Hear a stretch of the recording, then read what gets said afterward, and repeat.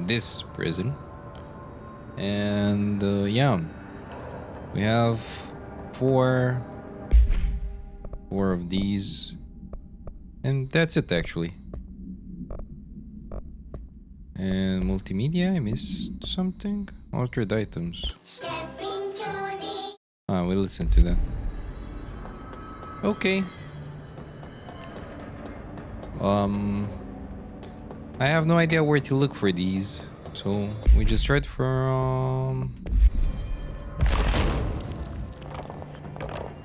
here in the Panopticon.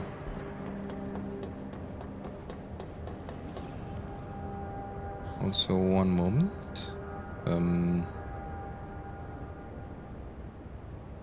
Let's check something.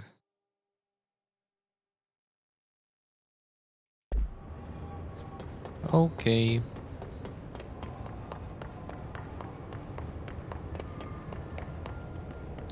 So one is surely here.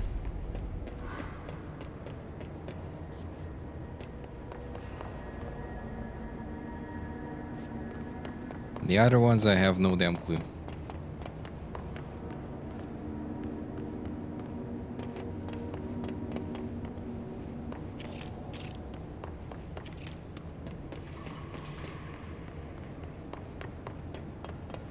Let's go to number 4.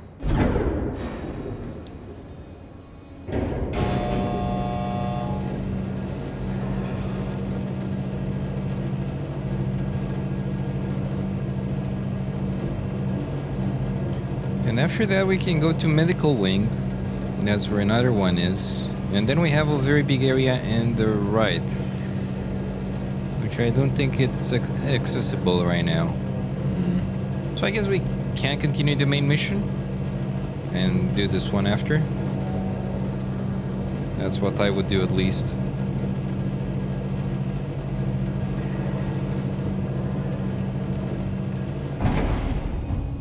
Let's see.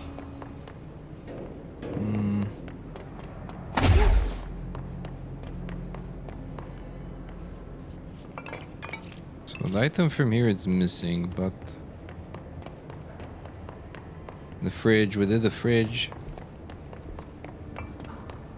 Oh. Abilities. Launch damage or levitation duration. Press C while levitating to slam into the ground and damage nearby enemies. That's pretty good as well. Astral constructs. What can I do? Upgrade. Charge. Or I'm gonna upgrade charge. Spend 50 ability points. Achievement unlocked. Okay. Charge. Sell these. Oh, and take this one.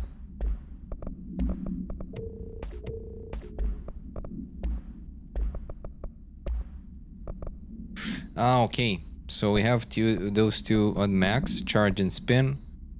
And shatter is level 1. This is level 2. Okay, so we have 1, 2, 3. We have 5 more upgrades until we upgrade all the weapons. Fair enough.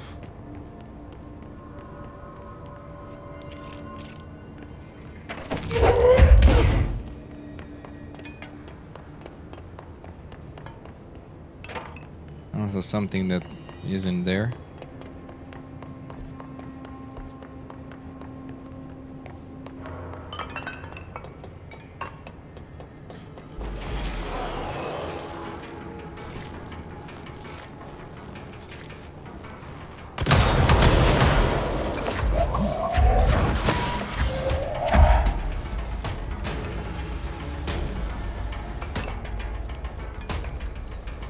I guess you're down there.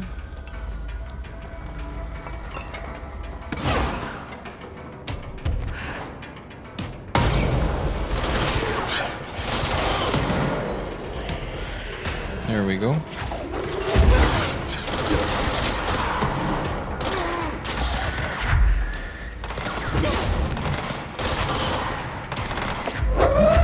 Hey, Shredbeard, welcome.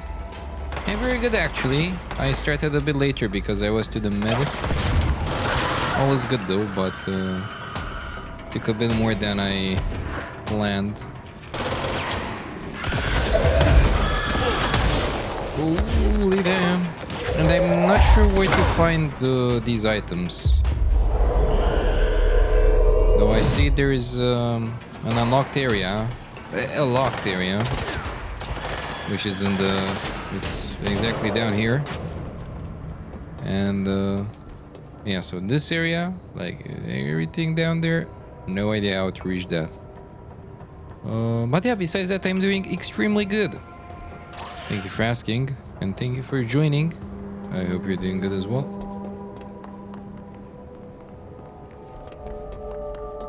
Unmapped area. That must be one of the missing alternate items. Okay, I found one of them. The Japanese paper lantern. Wait, how did I get back here? What is this thing's deal? Okay.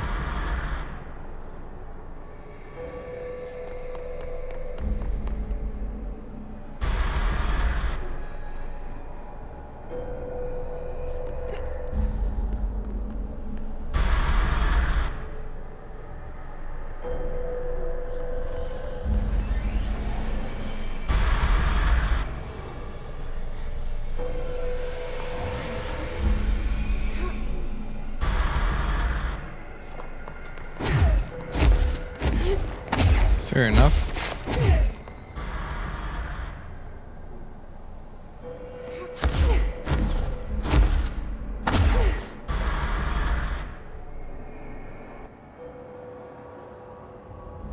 Oh, it reset me again.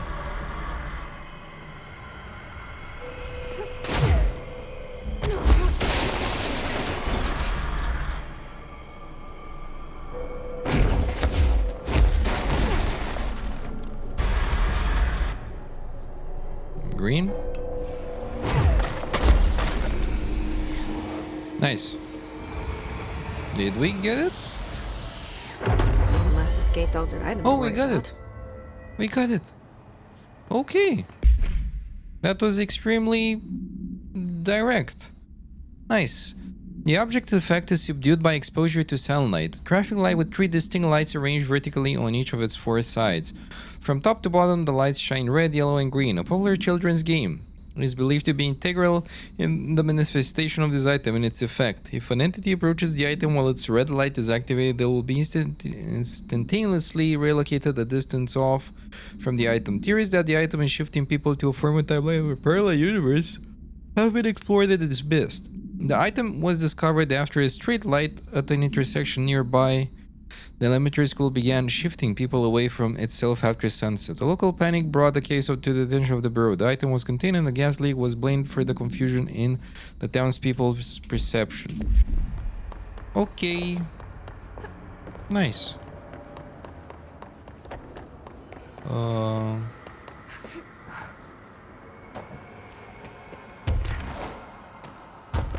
Well, I'm glad I have the... Because I'm not sure if I can get back here. Okay, then we have dead letters, medical wing, and sealed threshold. Ooh. That's the missing area. I'm curious if you have any lootable up here.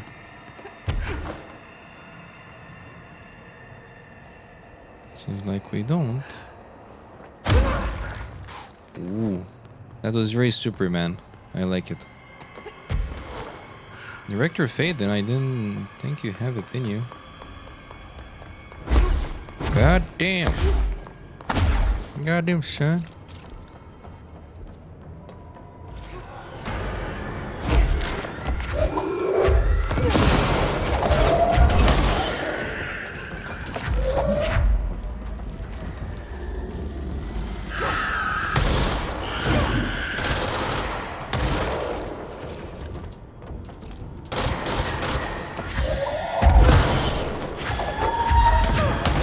off stream, I finished Resident Evil 7 again after many years. Unpopular opinion, I still find it to be one of the worst games in the series. It's not a bad game, but I played I played Requiem, I played Resident Evil Village, which is 8, and then I replayed 7, which I played a long time ago. And actually, I played it when it was released.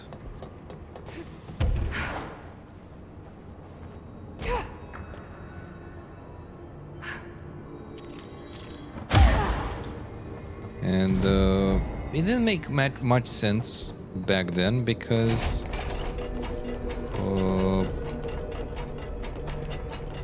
everything was very different. Everything was very different from the games before. I, for example, enjoyed Resident Evil 6 a lot. It wasn't better than 4 or 5 by my standard, but I don't know, 7 was very different and it didn't make much sense at first. With Resident Evil Village coming up as a sequel directly to it, let's say, I found it to be a very good combo. But as a standalone, if you don't play Resident Evil, how do you call it, Village, I don't feel it's that good.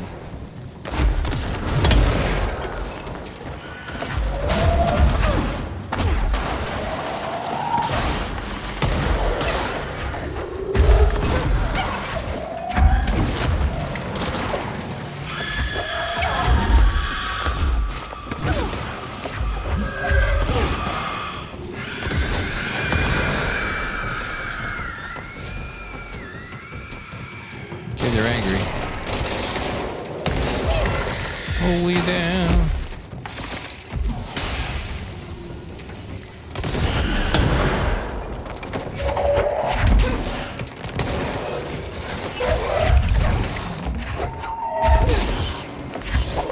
They dodge the first move, but the second one they do not dodge.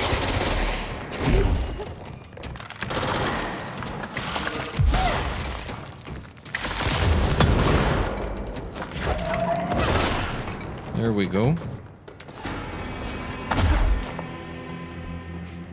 It wasn't very smooth, but it worked.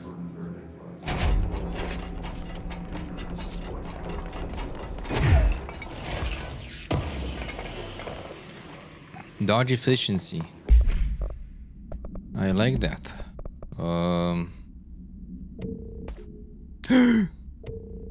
I decomposed it. No. Well, deconstructed. Well, never mind.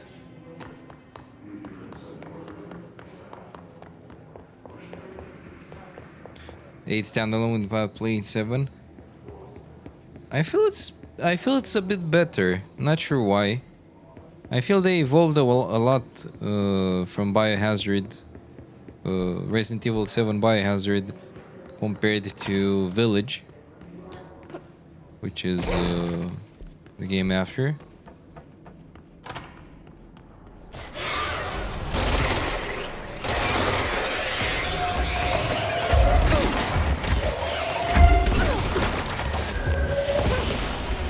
Gameplay wise, it's more fun, that's what I can say for sure. And story wise, you gain a lot of info about the connections, which you never heard about in the other games. Like in the other games, you only heard the Umbrella, and Umbrella.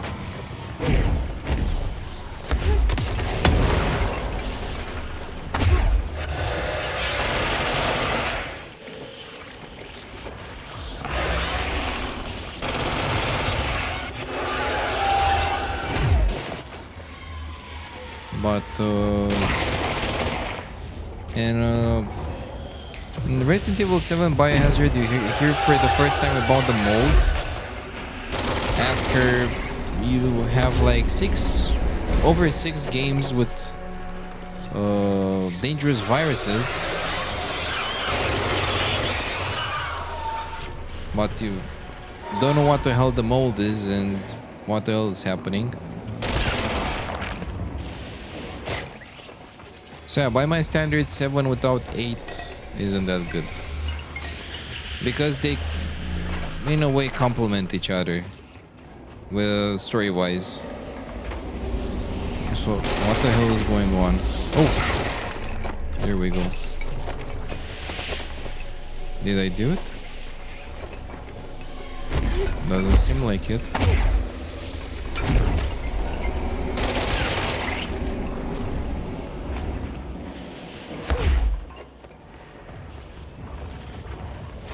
There we go. Did you play the Resident Evil 7 and 8? So Birdo? If so, I'm really curious if you like them more. But when I first played Resident Evil 7, I didn't like it that much. The second time though, knowing what happens in Village, I found it to be better. So yeah, maybe I'm just biased in a bad way.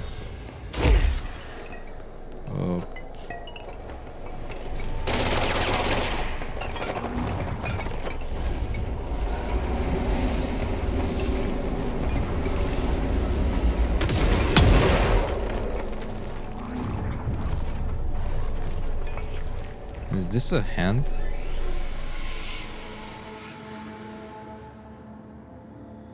Easy peasy. Hand chair. Ah, okay, that was the thing. Okay.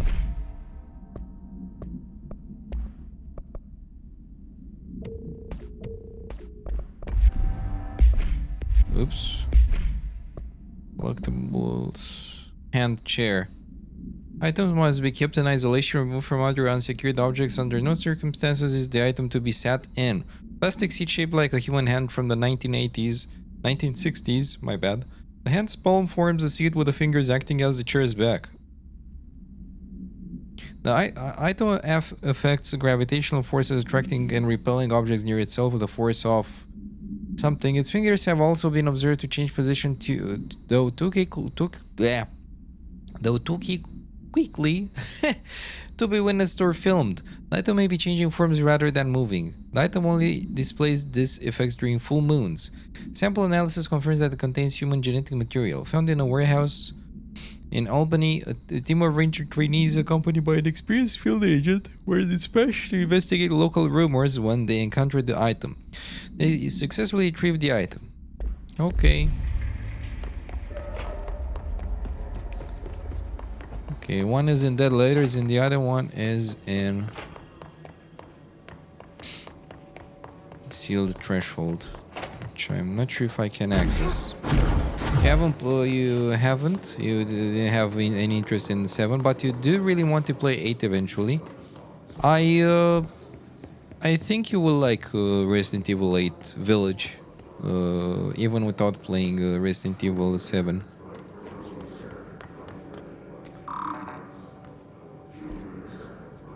Okay, so I don't have access there yet.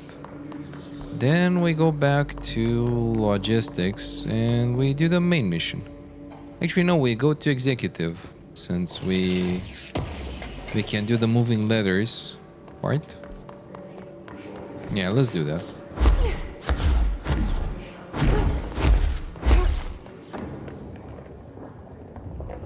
Also, it's not like that in Romania because the village is from Romania. It's not that scary. Also, yeah, I know they pronounce the names. I might be a hater now, but I know they pronounce the names so they sound readable in English. But I don't know. Instead, so they said the vegetable soup. Okay, it was pretty good, but for some voice actors that That's do no this normal piece of professionally, paper. I don't know. Also, when I hear Lady Dimitrescu instead of Dimitrescu, which is actually how you say the name, I'm like, nah. But yeah, besides that, the everything is very good. Like that's just my nitpick with the literally 3 words in the game. Oh, I can upgrade this later on. Okay, so let's see. I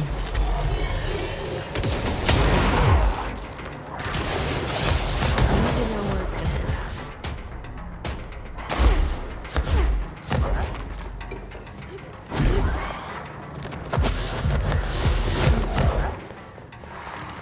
Hello.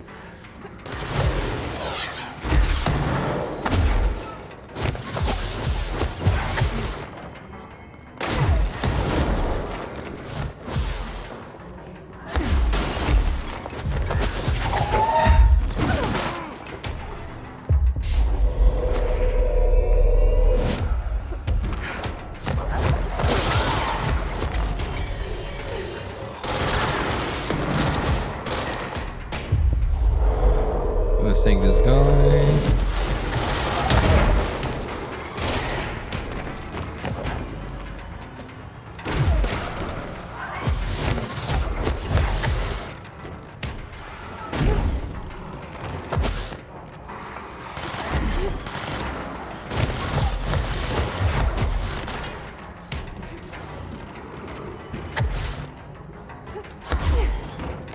Not sure exactly what I should do here.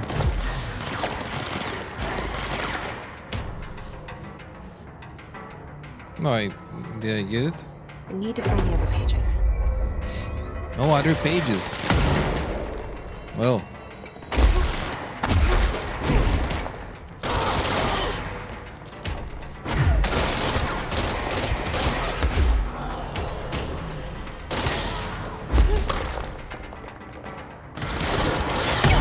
Ouch.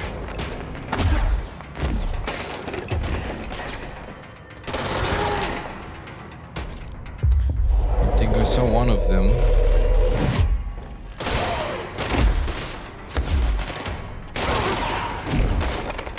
Or not.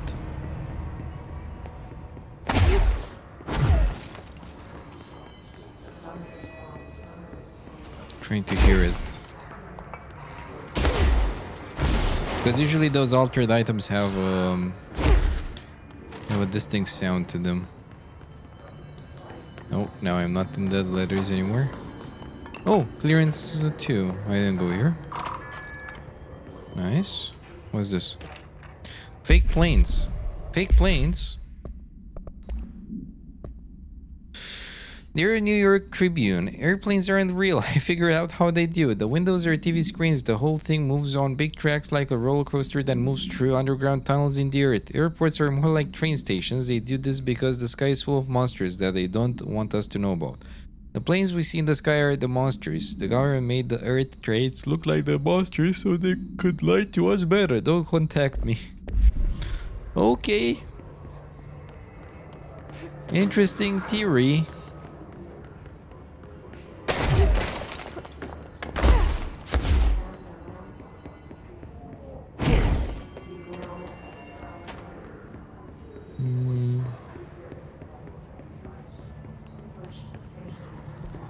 So it should be still here, but I'm not sure where.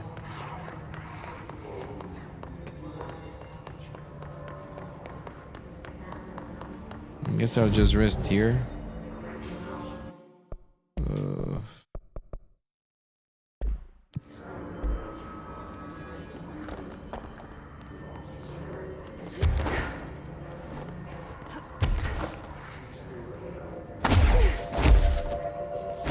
Aha, I found you. Okay, need to know where it's gonna end up.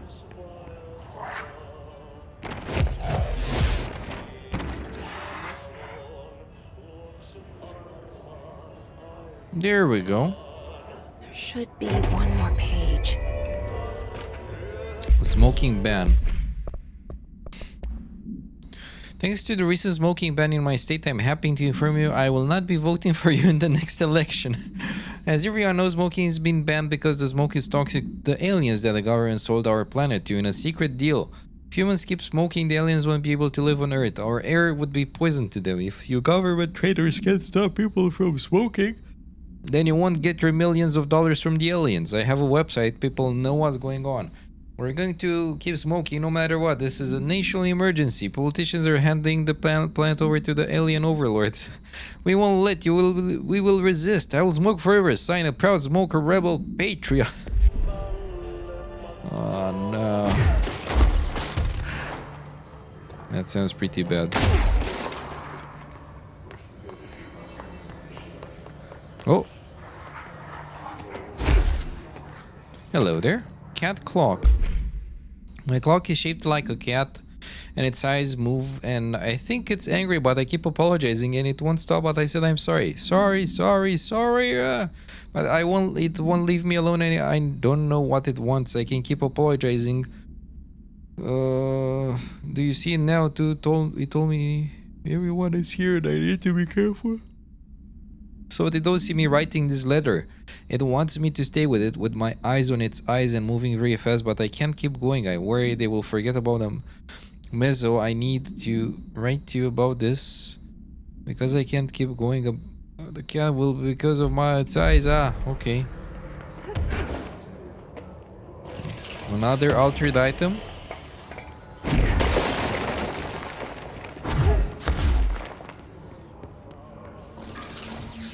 Yeah, I think, yeah, with the levitation we can get to new areas, which is very nice. Pinstripe world. I'm a plate suit in a pinstripe world. I'm a plate suit, okay. Okay, that's everything that it says. And I'm not sure what that should be about. Oh, we can go even more upwards. There we go. Our whereabouts. Hey, you have questions and the prophets have your answer. If you're truly intrigued, watch the time. We've lost about 45 days in the past 4 years. The shortening of days, this is why the Vatican is a sundial and also simultaneously a keyhole. Another thing, well, I'm here if you want the secret to everything, compare plasma next to brain cells. The sun, plasma are composed of plasma. After this is cemented in your psyche, ponder the current whereabouts of where humanity reside. Okay. You need to know where it's gonna end up.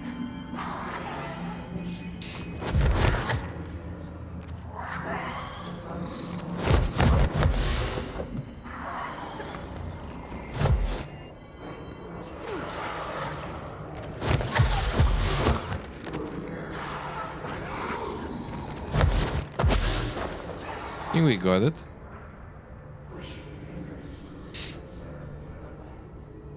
Done and done. Letter procedures.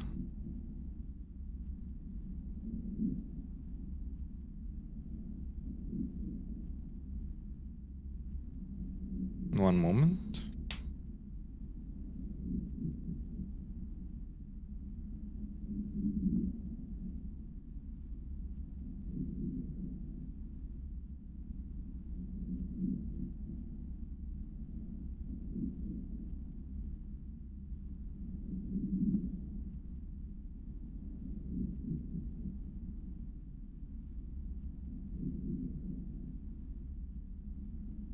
Okay.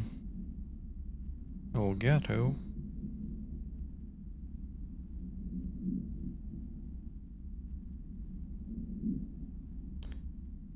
Okay.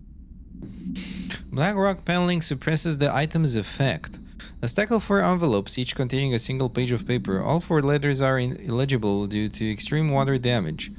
The envelopes seriously do not show any sign of such damage and are covered in messages of love. The items are able to move short distances at a pace of less than something. Okay, this is the first altered item to have multiple separate parts, a fact previously believed to be an impossibility.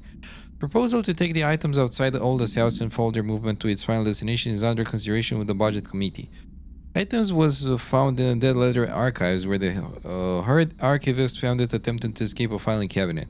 She reports having no record of the items in her archive of letters. I think we're pretty good. Okay, now we can go to the Central Executive, which is where? There. Of course, we cannot go through there.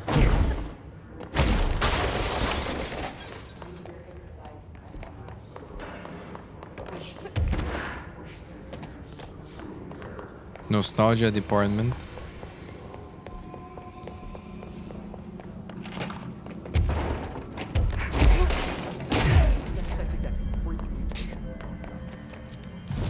Okay.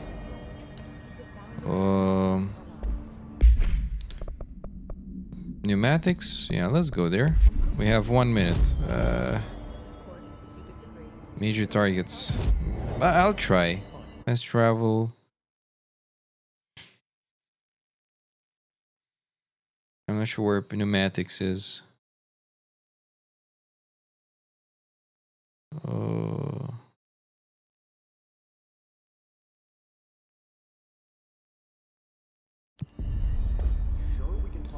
Executive. Yeah, damn it. I'm not gonna do it now. Let's go to the main mission, which says the face of the enemy. Jessie goes back to the Central Executive to reunite with her brother.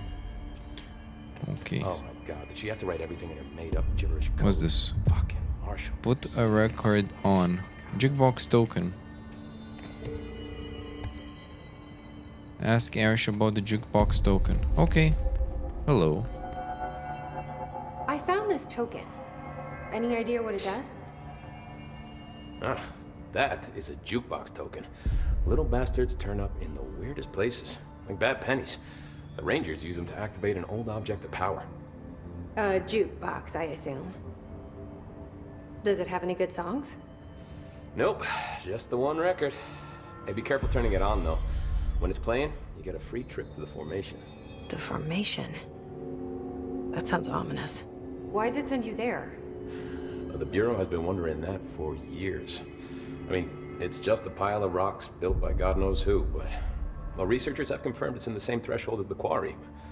But no one's ever been able to map a physical route to the formation from maintenance. So it's in the quarry. You just don't know where. Pretty much. We only send in annual expeditions to the formation now. Checkups, Salvador calls them. This year's team went in the day the hiss arrived. Come to think of it, the song should have brought back hours ago. I can go in and take a look. I'd appreciate that. The jukebox is kept just past the security booth over there.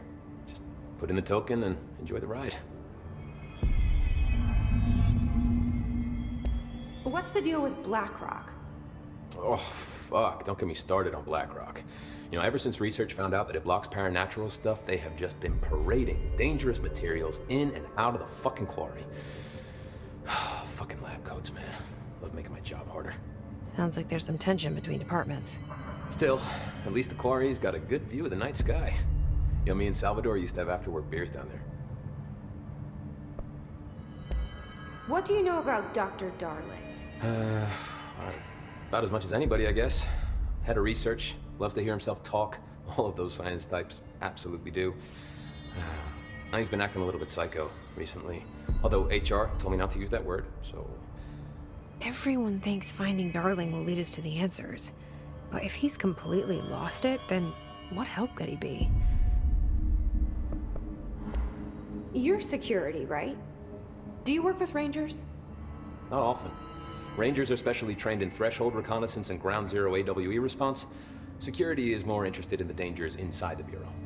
They must see some weird stuff out there. Oh yeah, definitely. You know, every week they are tackling things that were previously unknown to the human experience. Most Rangers, they retire due to cognitive collapse. I looked up the medical definition. Not fun. Okay, we're learning more about this stuff. Let's see, we have 2 more. How does the Bureau handle thresholds? Handle might be a bit of an optimistic way to put it. Marshall sends her rangers in to map them, check growth rates, locate epicenters, take samples, measure stuff, basically. Sounds like he's done his homework. Now, down in maintenance, thresholds are used just like any other tool. The lab coats mine black rock from one, maintenance siphons water from another. We use it for pretty much everything, except drinking. Why don't you drink it? Do I even want to know? Yeah, a lot of time we find these little chunks in it. It's pretty gross. I didn't want to know. Marshall. What do you think of Marshall? Marshall? Marshall's a fucking badass. Rangers could not ask for a better leader. She's a little, intense, but given the stuff she's seen, I'm not surprised. She does have a bad habit of disappearing, though. Where does she go? Last time she vanished, I did some digging into the security logs. I found camera footage of her entering the quarry. She was down there alone for days. Now, typically that's not allowed, but That Marshall doesn't sound is good. kind of above the rules. I wonder what she finds so interesting in the quarry. Fair enough. I have to go. Me too. Thank You're you, not the only Irish. one who's busy, you know. See you soon. Jukebox. Oh no. Television proposal. Based on the success of America Overnight, we would like to propose the creation of a television series that presents superstition and skeptical thought as entertainment in order to popularize these concepts among the civilian population and create less resistance to redirecting information regarding public paranatural events. We also use a solid media outlet to test paranatural concepts on civilian audiences, seeing how they react to certain facts presented as fiction in the event that the Bureau ever decides to make certain realities public knowledge. There are various show licenses that we could purchase and reboot rather than starting from scratch. One particular property seems promising, especially considering its content and tone are precisely what we're looking for. It's called Night Springs and have been off the air for a few years now. Missions. Use the token in the jukebox, which is where?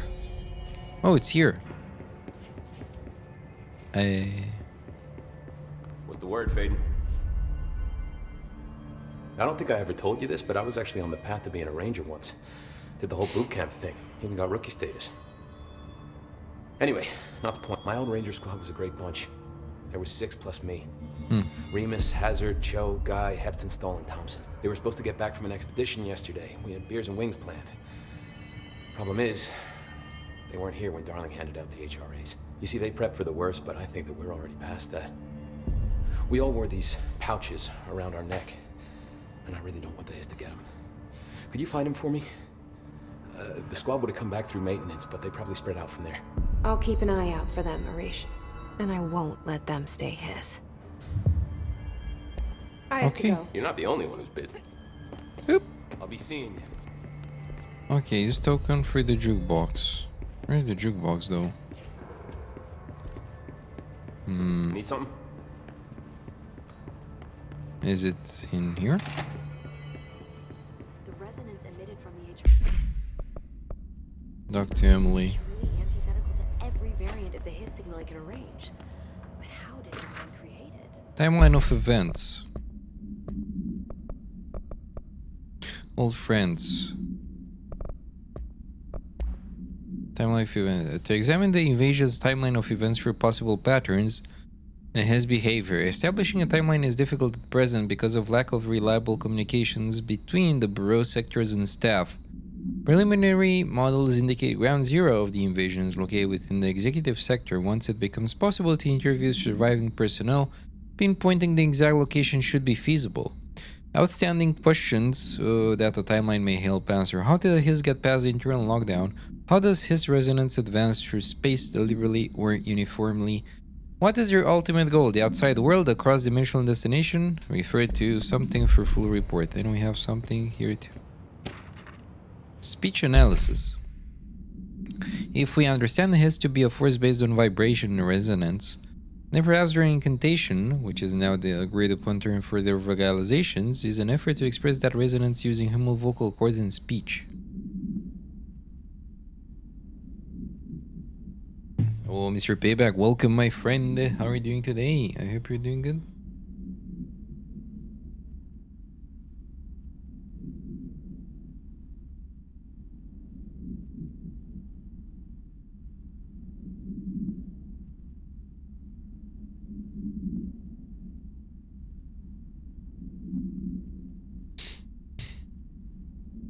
How's Control? Control is very good. I did almost finish a side mission, but I have a locked area, so I guess we're gonna lock that after this main mission, and we gain 2 more side missions, which I want to get into. So hey, more content, boy, more content. I love it so far. It's very good. And I was reading the analysis of his threat, part 3. Let's see. Would there be differences if the incantation were recited in a different language? The most common word used is want. Interestingly, every usage of the word is attributed to you. You want to listen. You want this to be true. You must want these waves to drag you away. Are we the you the history referring to? Does the his believe humanity possibly all on his life wants to join it? To be consumed by it? Is that its goal? The second most used words are true in time. Is this possibly the his stating how they arrived here, or an indication of its age? There is clear intention in the words. Dismissing the incantation as nonsense, as some of my colleagues recommend, is beyond idiotic. You're gonna spoil the ending, by the way? Spoil? What do you mean? After last cutscene, the game ends. Doamnă, suntem la televizor.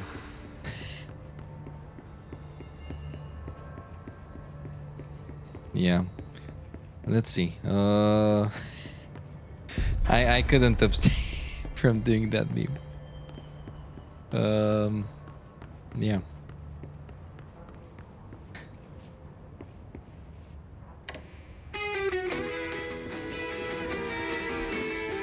So yeah, I'm trying to find the jukebox. We got the jukebox. We got 2 tokens, and I'm curious. Curious what's up with that, but yeah, this does look like a jukebox. Huh? Oh, we unlocked that thing. How are you doing, Mr. Payback? Hope you're feeling good.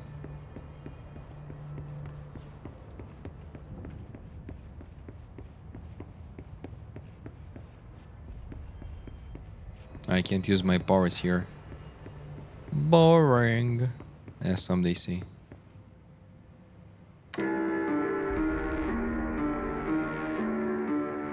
Sounds very good. Farting on my chair. No. I hope you're not sick, my friend.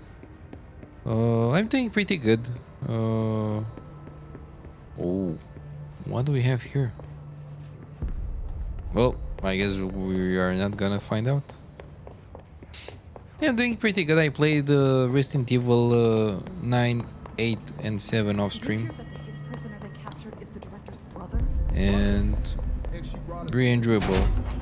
Though, are you okay?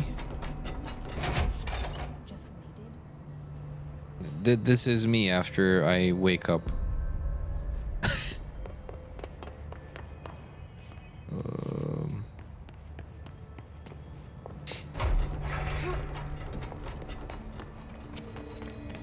Damn me if I... Is this the jukebox? This is Lynn Salvador, head of Bureau Security. I'm making a formal security order. Nope. Where the hell?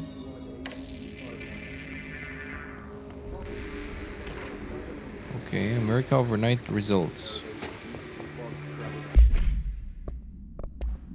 Oh yeah, besides this, all good. I still think you didn't play 8 and 9 yet. 9 is very good, and 8, I think if you got through Resident Evil 7 Biohazard, which I don't know. I feel it's good, but not better than 8 and 9 for sure. If you got through that one, I think you will enjoy Village and Requiem, aka 8 and 9. And they're pretty short. If you take your time, you both games have like 15 hours of content, like 15 hours max Resident Evil 8 and 15 hours or so Requiem. 2 and 3 and 4 are also pretty cool, and you can find them very, very cheap. Yeah, because they're very short games compared to other games. Very short. They're short.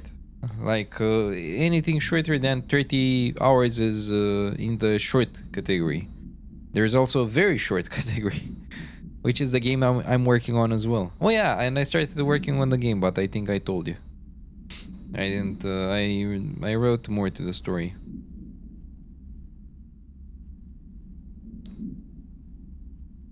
Let's see.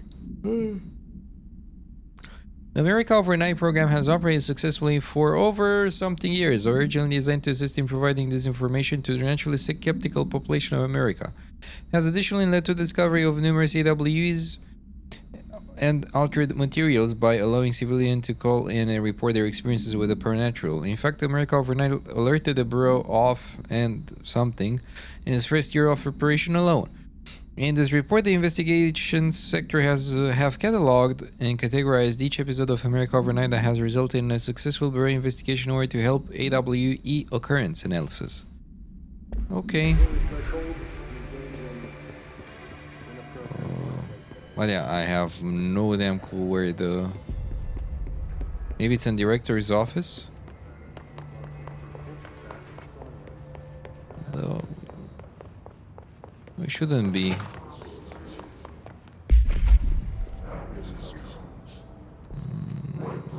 Yeah, no, it shouldn't be here.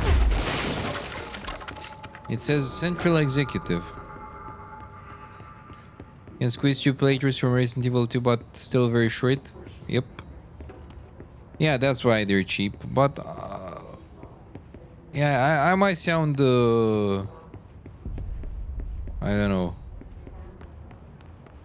I don't know how I might sound, but I like short games nowadays.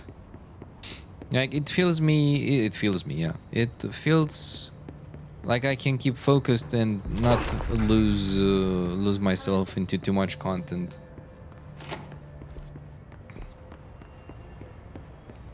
While still keeping the idea of the game intact in my mind. If it's too long, if it's way too long, I can't... I will probably not keep up with the game. Oh, Snaketooth, hello my friend. Very nice to see you. I hope you're doing good, and welcome to the stream. I appreciate that a lot. We're doing some Control side missions. Very good game. Not sure if you played it. Why the fuck didn't we put a bullet in that thing's head?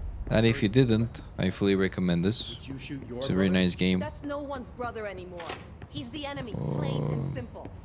And yeah, we were talking about Resident Evil games and how they're short and how I love shorter games Apparently the director restored HRA because it's easier to, well, get through them and finish them without I don't know. If you take a pause from them or if you play them way too slow, let's say you can play only, I don't know, maximum 10 hours per week of that game, you're gonna finish that game in 10 weeks if it has 100 hours. So, yeah, not the best thing. Yeah, I don't know where the jukebox is.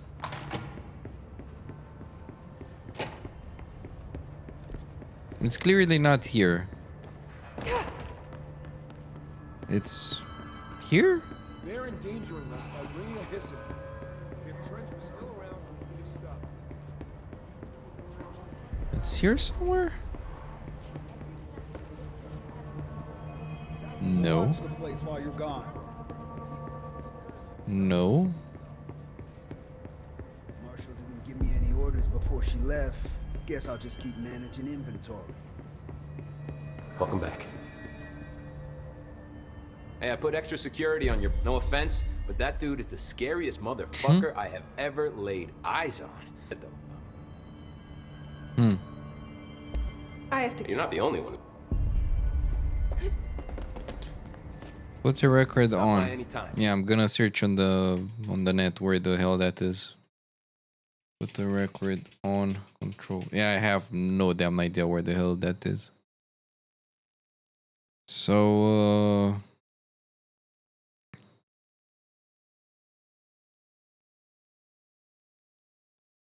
use the token in the jukebox.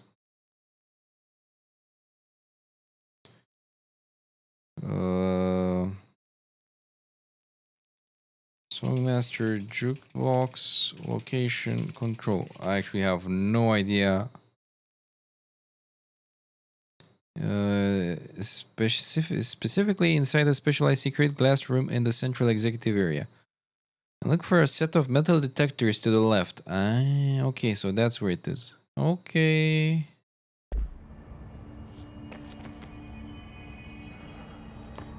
Oh, okay, that's where it is.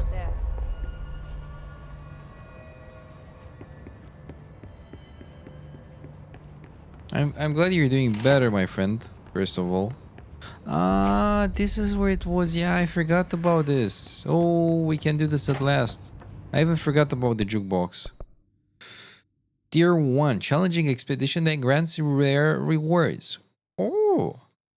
Undertake expeditions in Quarry Site Beta to earn unique mods. Completing each of the 4 objects will dismantle the formation to reveal the rewards waiting inside. Player charge damage. Okay, let's go for it. So yeah, I'm glad you're doing better now, Mr. Snake Tooth. If the game is small, there are fewer chances that you forget the plot. Exactly that as well.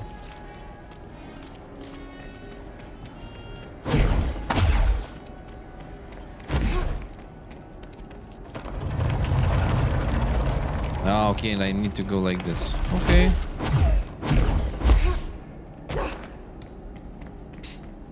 So yeah, I prefer a smaller game, shorter game, with a concentrated plot that is good, and yeah.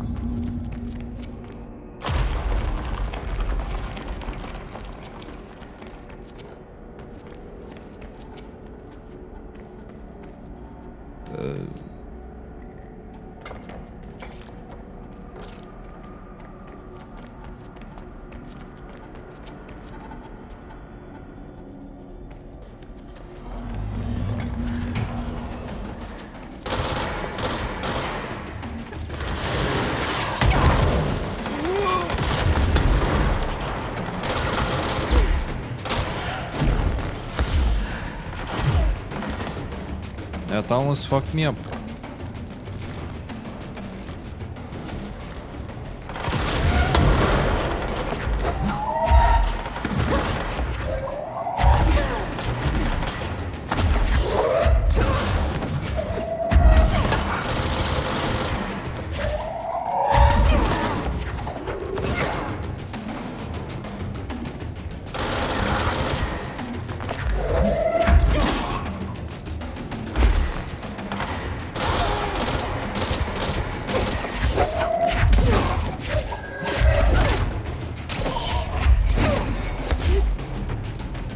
Okay, that was a bit scary, and there is more.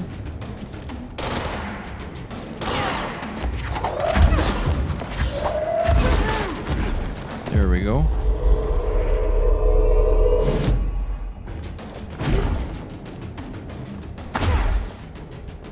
I think that this might be the last one though.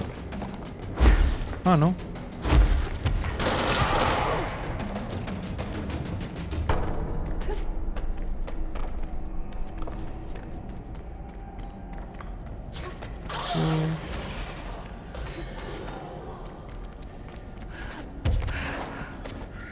Okay, so this is more like a challenge than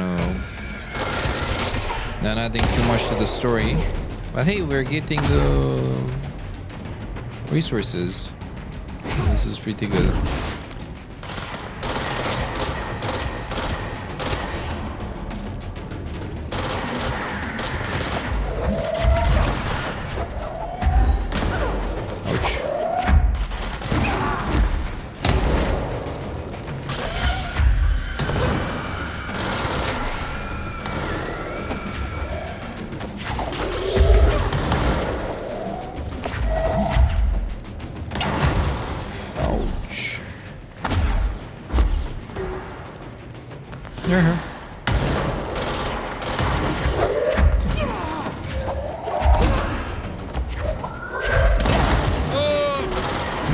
That was a bad idea. I forgot those guys explode. Even if you pick them up, they still explode. So don't grab them after.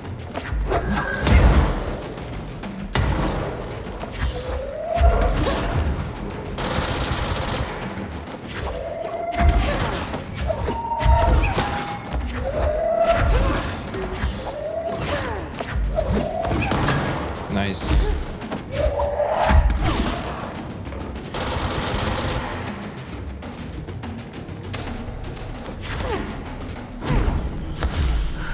Ooh. And we have one more.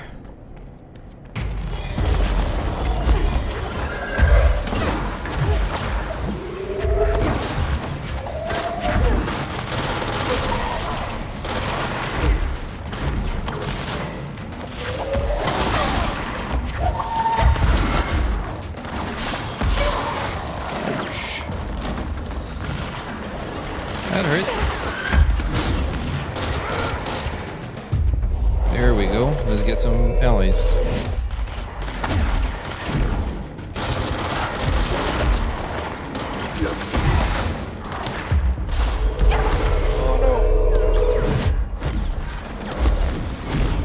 Ooh, okay.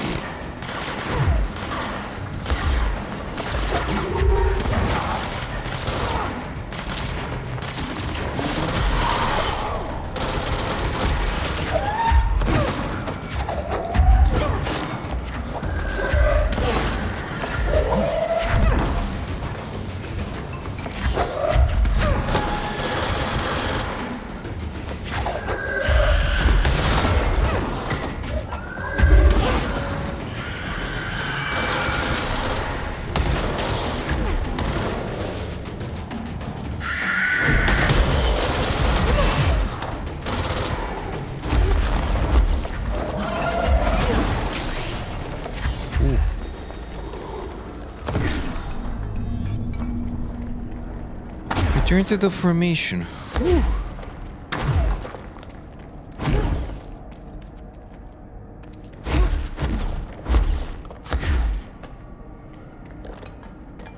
Which I guess it's in the middle.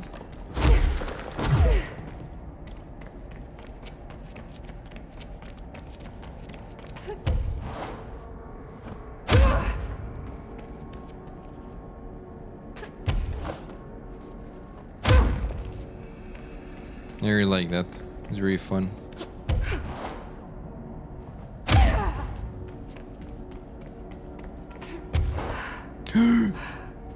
No. Well, at least I didn't die.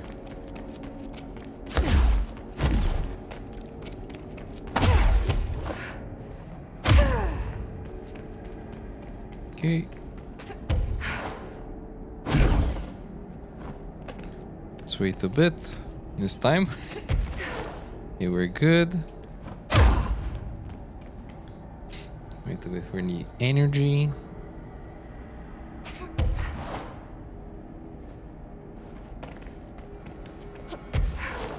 Nah, I guess this is the formation, right?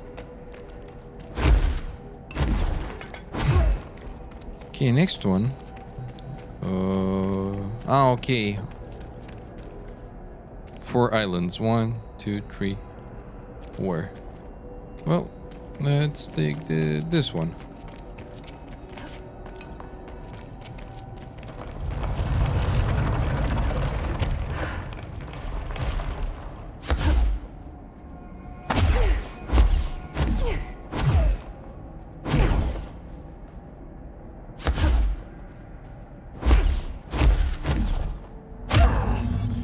Plate A cleansing. Okay. Plate A. This should be it.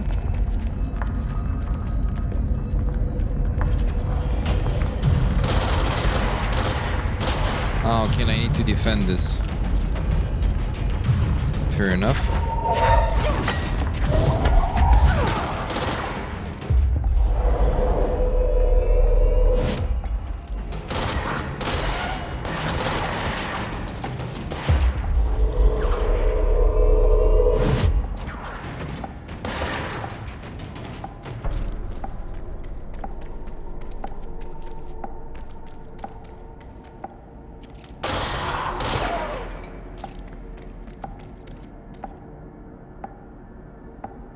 Nothing changes here.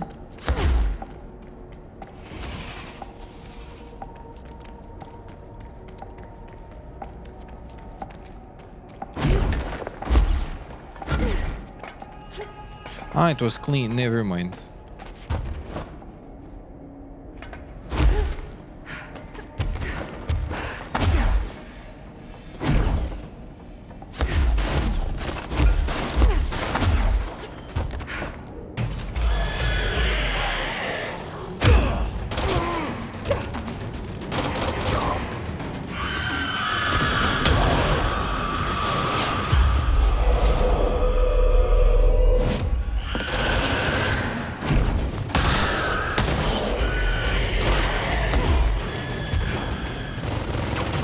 Oh no.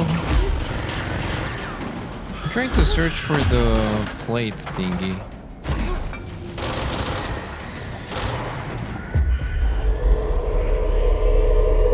Have fun.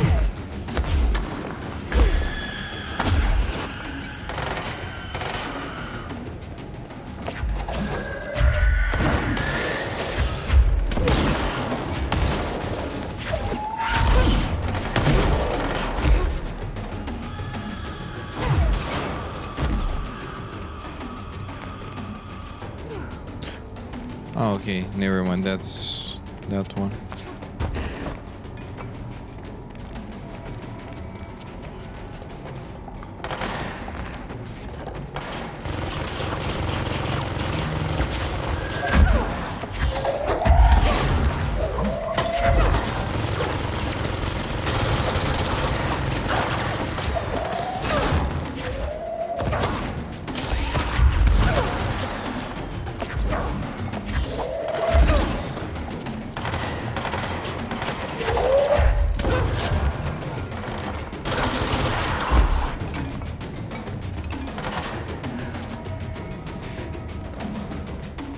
Okay, let's see.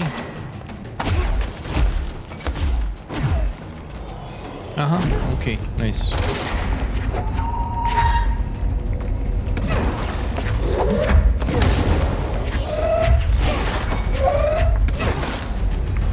And find the healing.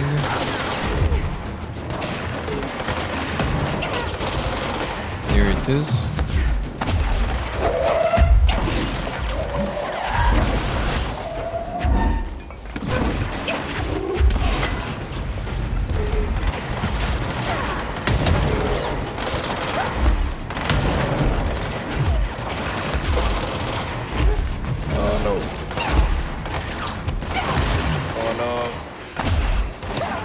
Goddamn.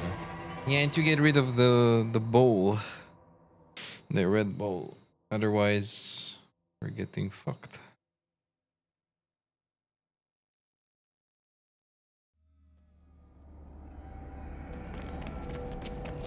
Oh no, and I have to redo this. Okay, okay. I'm not sure if we have enough time.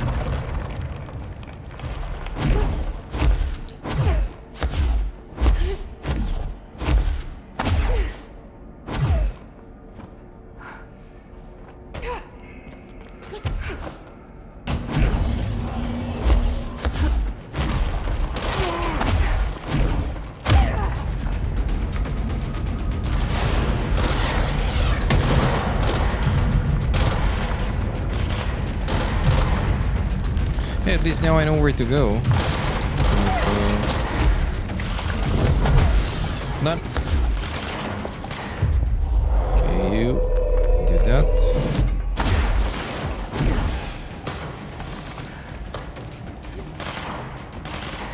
And let's go to the next one.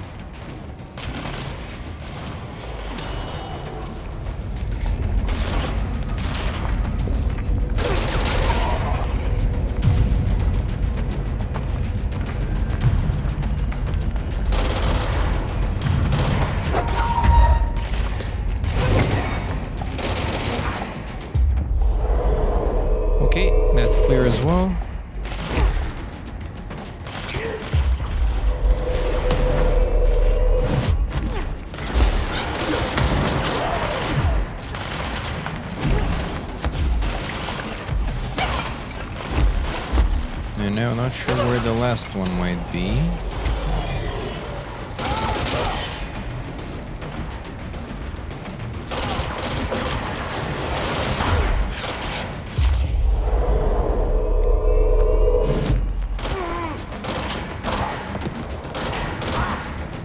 No? Really? Yeah, I couldn't. Oh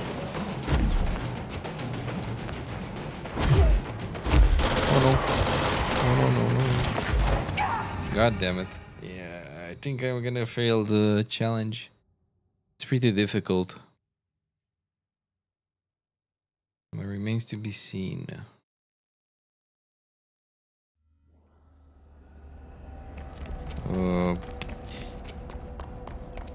I hope we don't lose the tokens. And if we do, well... Yeah, those look like... Oh. Like end-game stuff. They're not easy to do.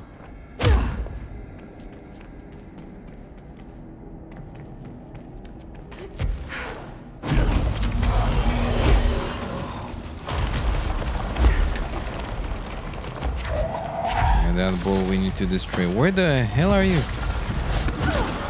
Ah, there you are.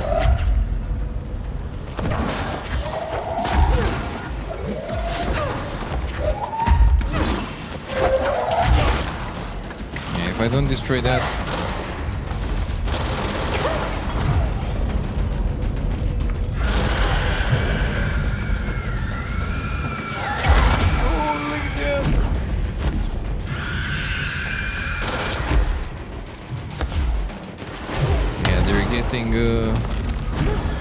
progressively worse. Yeah, no chance. I did a cleansing of that part, but holy shit. Maybe another type of weapon will help, but I'm not sure. Hey, Adder Squirrel, welcome. You doing good? All good? Well, mostly good, yes. Ignoring the progress in in this part of the game, which is pretty challenging. It goes pretty good. How are you doing, my friend? Welcome to the stream, and happy Wednesday. Or hopefully it's a happy one.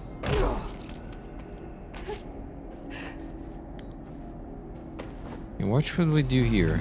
Burn the his corrupted material. Burn.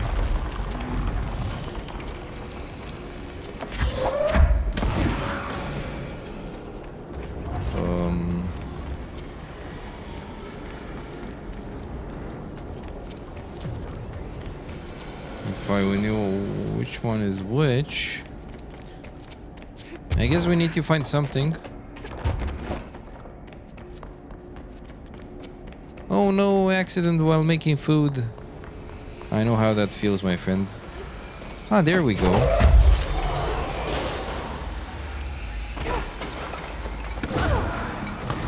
Nah, okay. Oh, please take care. And I hope you did some bandaging there.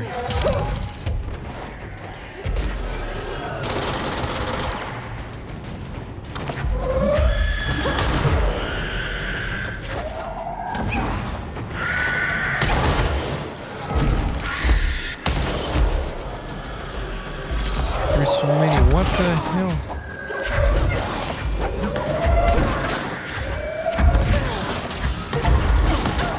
Yeah, no chance. Killed 1000 hiss, interdimensional destroyer or something. Just waiting for the blood to stop. Oh no. That sounds very metal though, but yeah. What? Yeah, I hope you're good. I had an accident like that as well, but yeah, lessons were learned. For me, no more knife in hand while talking on phone. That's it. Because something similar happened to me, but I kind of ended up in the hospital. So I kinda, which means actually yes. With the biometric logs.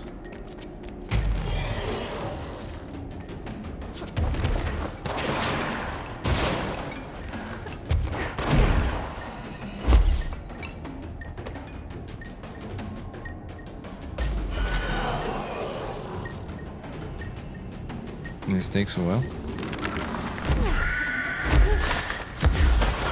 I'm trying though. I'm not sure if it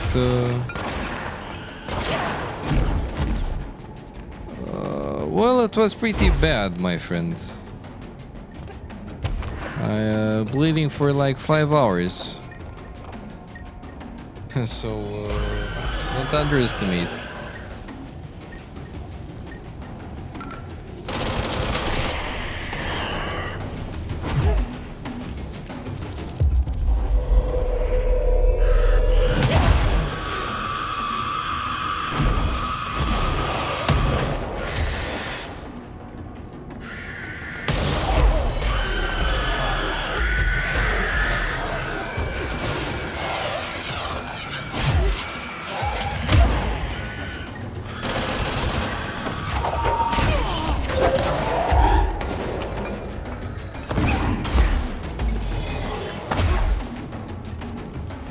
So yeah, it's not point of dying, it's point of, yeah, being bad. Oh my god. That hurt.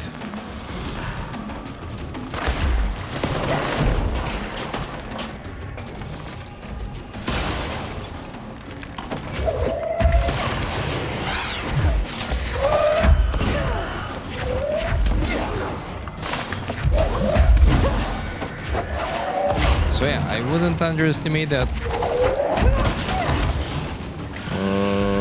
The medic said if that it was very close to hit the principal artery back then, and that was a long time ago. I think it was like almost 10 years ago. So yeah, that's ancient history by now, but.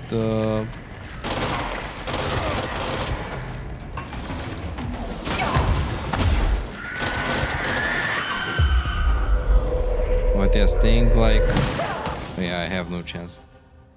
Yeah, it took like 5 to almost 6 hours to actually get the to get me in a better shape.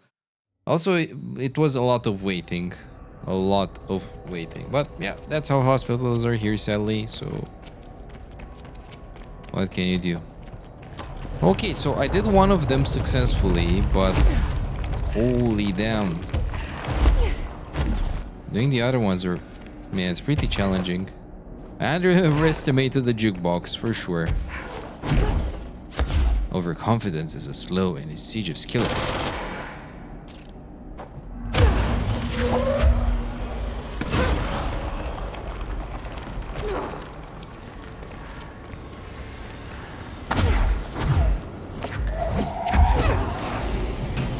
So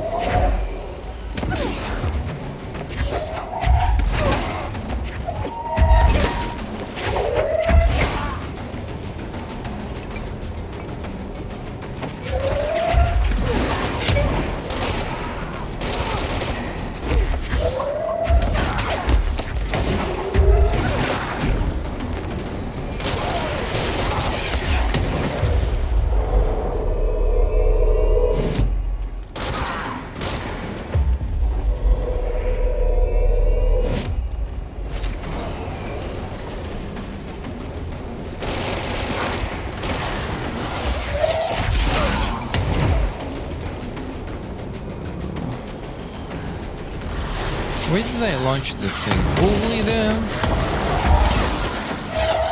Yeah, no, I barely damaged those guys.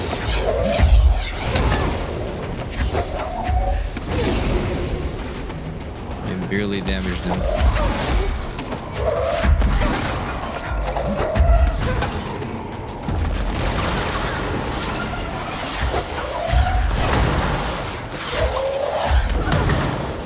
The rockets do some good damage.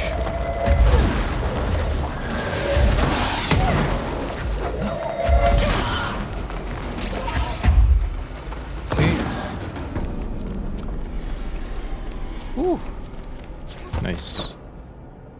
And now let's find the...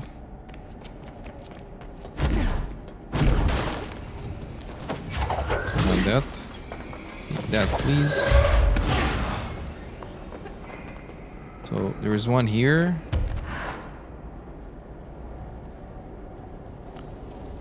And we should have more stuff. Maybe there? I think there are at least 3 of those his corrupted blocks. Yeah, let's see. Okay, that's another one.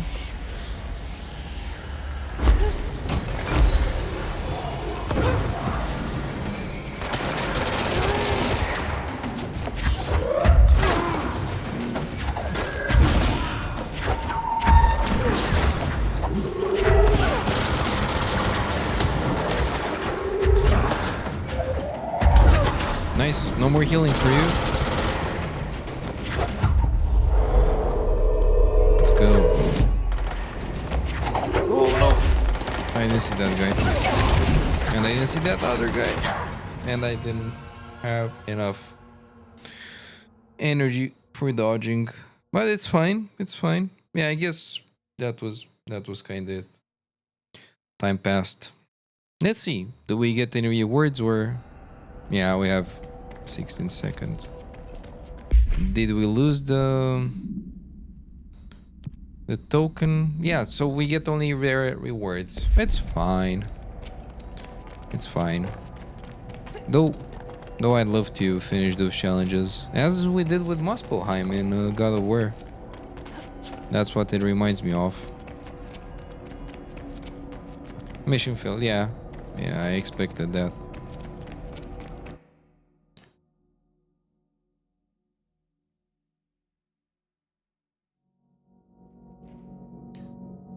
Did we lose? No, we have 3 jukebox tokens. Okay, so we can repeat this until we do it. Yeah, I feel we should level up our stuff more.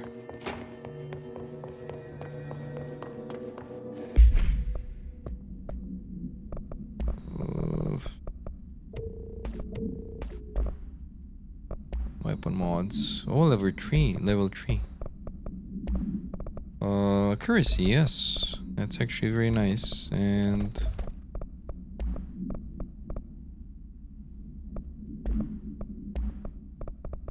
yeah, I think we're good. I'll be right back in just a bit. And we'll continue for a bit more. So yeah, be right back very fast.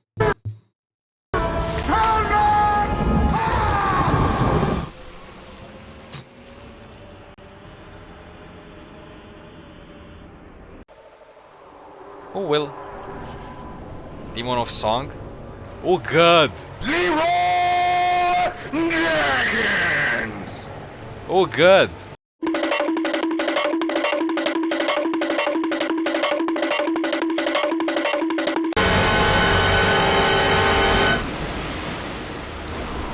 Oh god!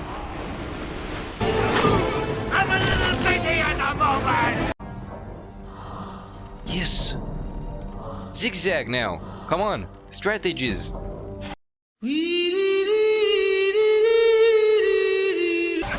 Fuck! Swift Rage. Perfect. Accepting my death.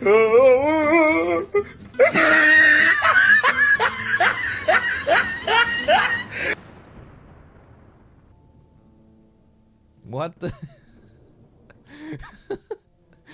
Straight to the nether realm.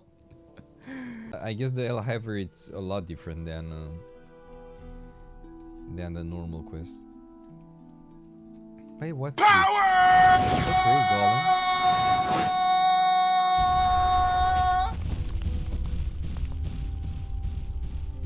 Come here, boy!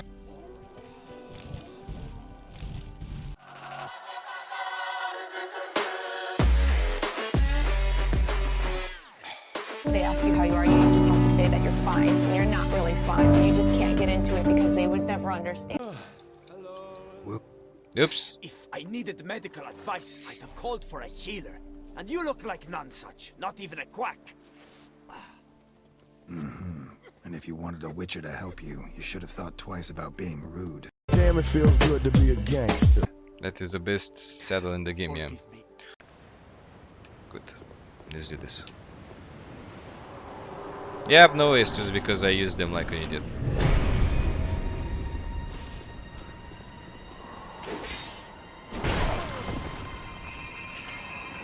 That wasn't a good start.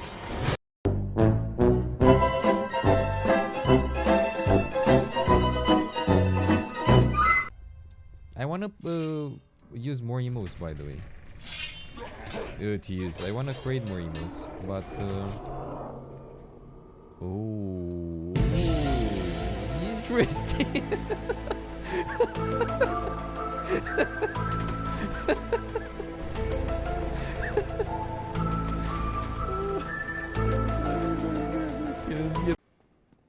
Don't get me wrong, I don't have anything with Americans, but some of their terms are not. お前はもう死んでいる。何?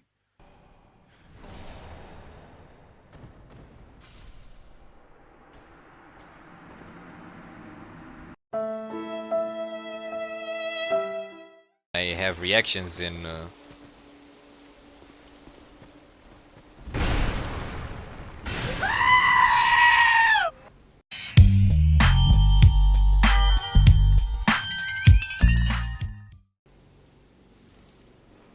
I had to do was to go back where I killed the Hydra and search for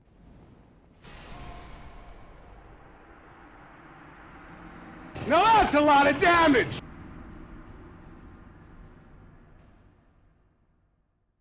one shot. Where are you running? Why are you running?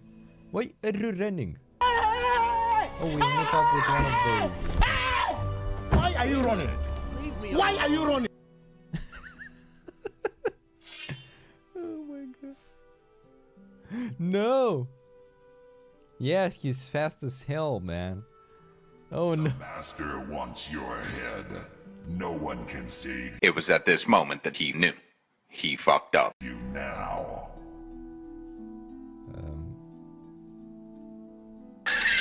And the game crashed.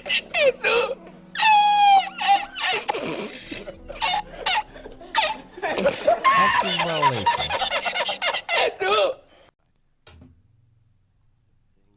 Tough guy. You. Aw, come on, shut up. Who are you, anyway? Okay, just try it. Ooh, I can't wait.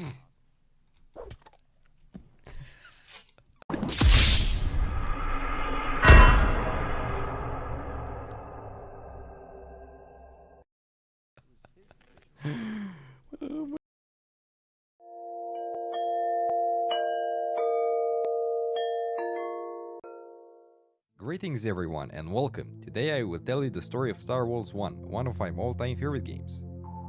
The first Star Wars game was released on 18 November 2005 by Xbox Software and 1C Entertainment.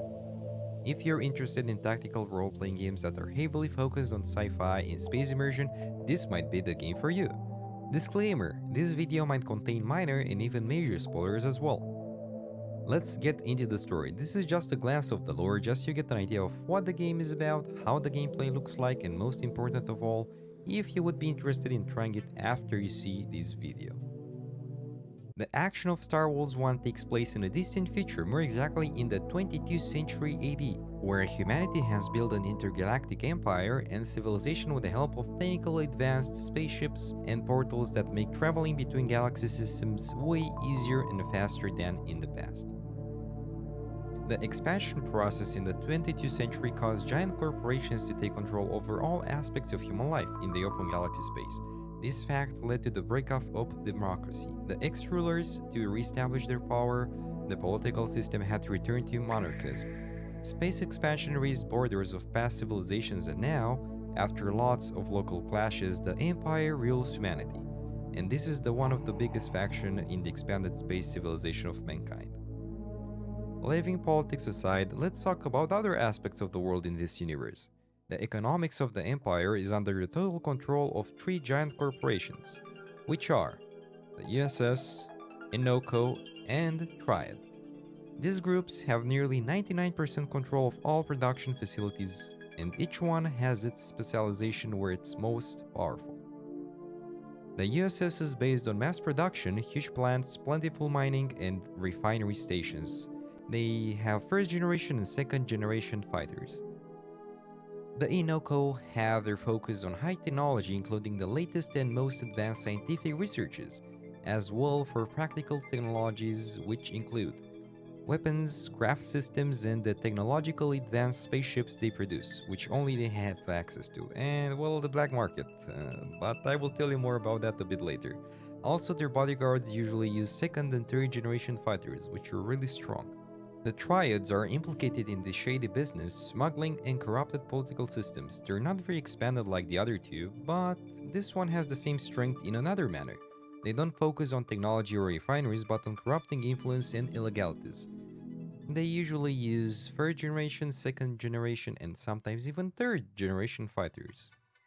So, long story short, humans have divided into multiple factions. The biggest one is the Empire, which was created initially by the Emperor, and the other ones are the three big corporations I mentioned before.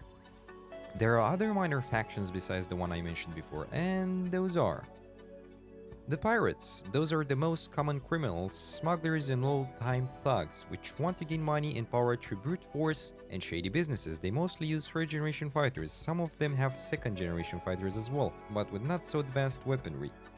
The patrol. This is more or less the space police, which supports the Imperial Navy to ensure that the Empire is well protected by criminals and other dangers. They don't have high-end ships sadly, they use first-generation and second-generation fighters. The Navy. Those are the Imperial Navy, which is the main military power that sustains the Empire's peace and order. They use second-generation and third-generation ships, but some of them are still not strong enough like the ones Inoko have up their sleeve. The Berserks. Now here it gets interesting. The Inoko tried to create a very advanced AI, and they managed to do that. After a while, one day, the AI started having their own thoughts and ideas about humanity, and those ideas weren't very nice. This artificial intelligence saw humans as enslavers, and that every living human should be destroyed so all technology can be free from their grasp. So that's how the Berserks came to live. They're a faction which consists in AI which went berserk against humanity and uses all technology it can hack to destroy and obliterate every human in the galaxy. The Berserks have very fragile ships, but when you fight them it's usually not one, not two, but at least a dozen of them. And they have nothing to lose, so the ones fighting this enemy must be very careful. The ships that they use can't enter a specific category, but I think that their ships cover all three generation ships of the humans. The aliens. We don't know much about them, at least in this game. In the next games, we have the pleasure to see more about them. For now, all we know is that they're very aggressive against any living human, and that they're way more advanced technologically than any human civilization. Their spaceships are very strong and have specific strengths, like very strong shields and ultra-fast laser blasters for their spaceships. The Precursors, which are a very old race of alien humanoids who used to roam the galaxies where humans now established their civilization. Not many things are known about them sadly, but they are also way more advanced technological than anything a human ever created before. They have very powerful and resistant ships and one of the most important weapons, which is the spaceship called the Starhammer, which can destroy whole galaxies. Getting back to the main world lore, none of the corporations can achieve dominance because of its business competition. Meanwhile, monopolization leads to the constant obstacle to the living standard. And even more, the political crisis caused by the confrontation of political and economic powers threatens to turn into a gigantic civil war. Do you remember that I've mentioned the black market? Well, this organization is all about smuggled expensive merchandise, from spaceships to weapons of all kinds.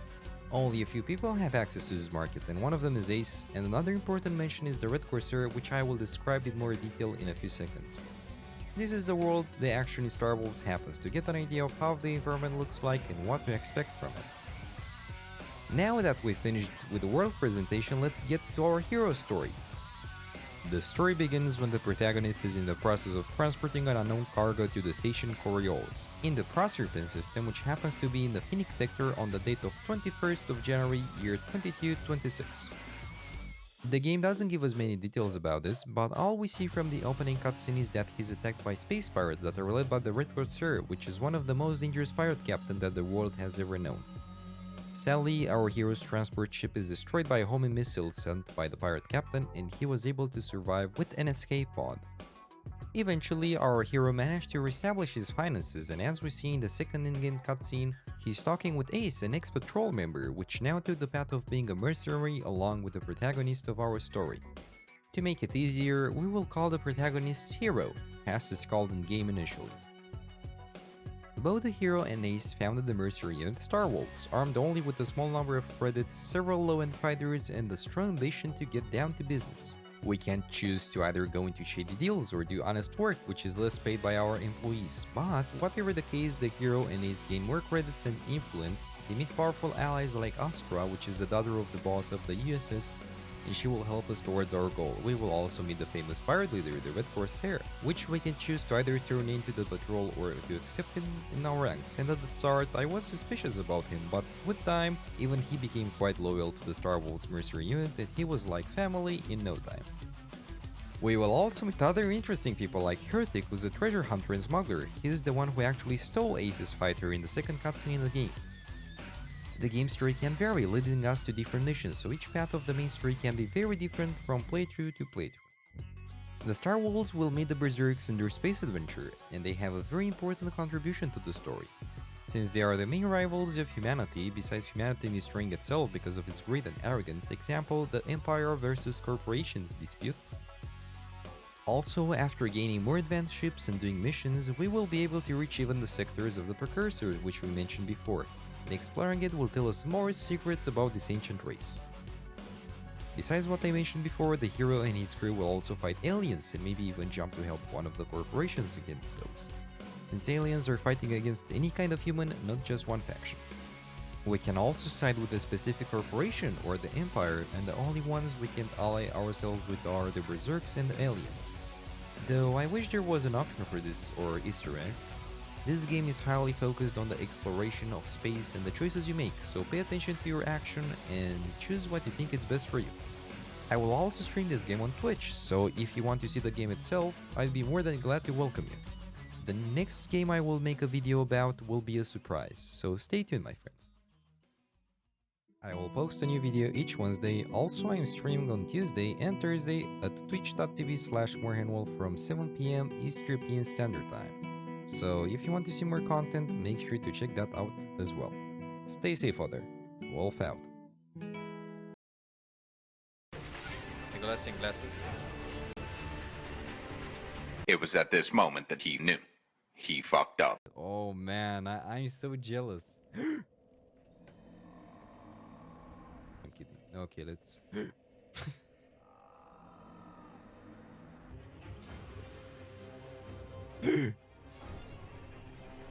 Them emotes, please. What the fuck am I doing?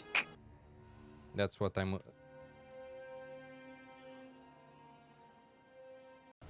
I'll do it. Do you have any last words? YOLO! Too late. The normal attack. This is the shit.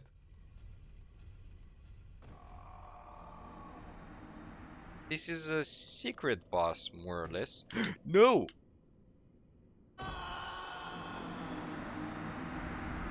Voices like that. Okay, let's level up. I will...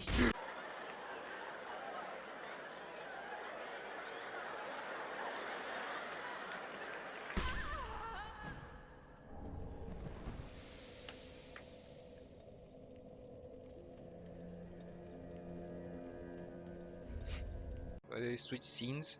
Oh fuck.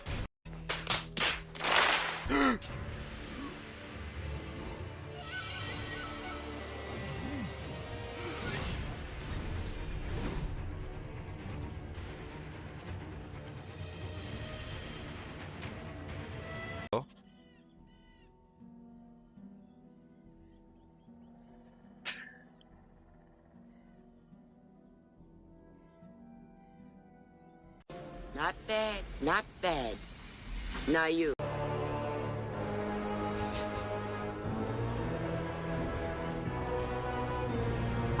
I'll make use of that time.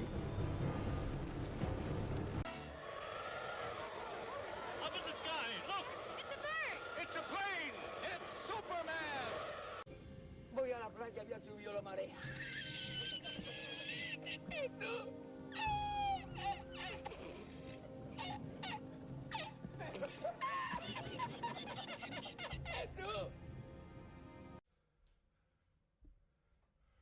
It's time to stop! Yes!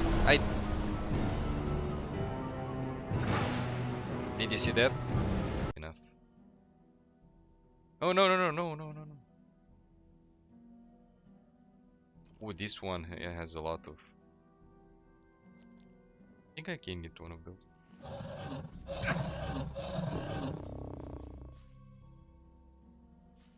Yeah. Look at what? Did you see his head? it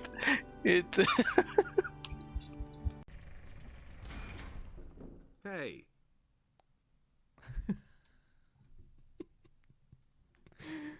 What can you tell me about this area? These are the barracks. Where do you want to go? Have you ever tried shroom tobacco? Sounds interesting. Give it here. All right, here we go.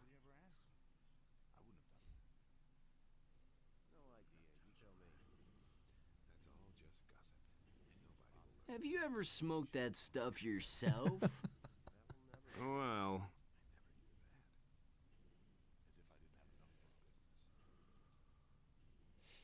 Which requires both dexterity and strength. Have you or haven't you? I've been sort of busy. Oh, shit. Holy robar. That stuff is way too harsh. Don't even try it. Holy robar. Oh my god. Okay.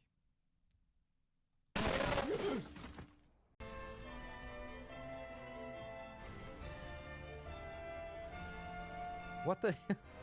What the hell was that? Dodge?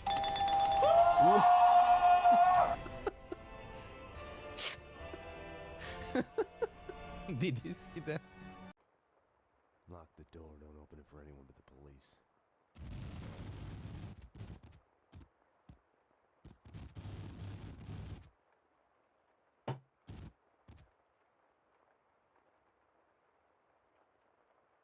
No! No! He wasn't ready! He wasn't ready! I'll kill him, trust me. Hello there.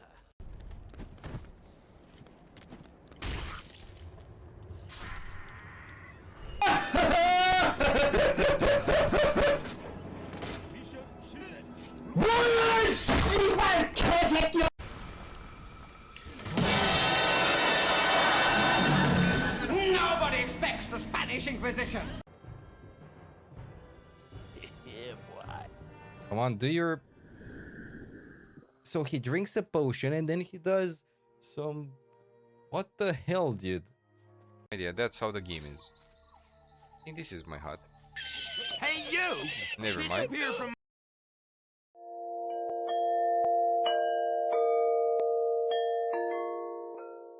Greetings everyone and welcome. Today I will tell you the story of Fallout 1, which is the first game of one of the best post-apocalyptic video game franchises ever.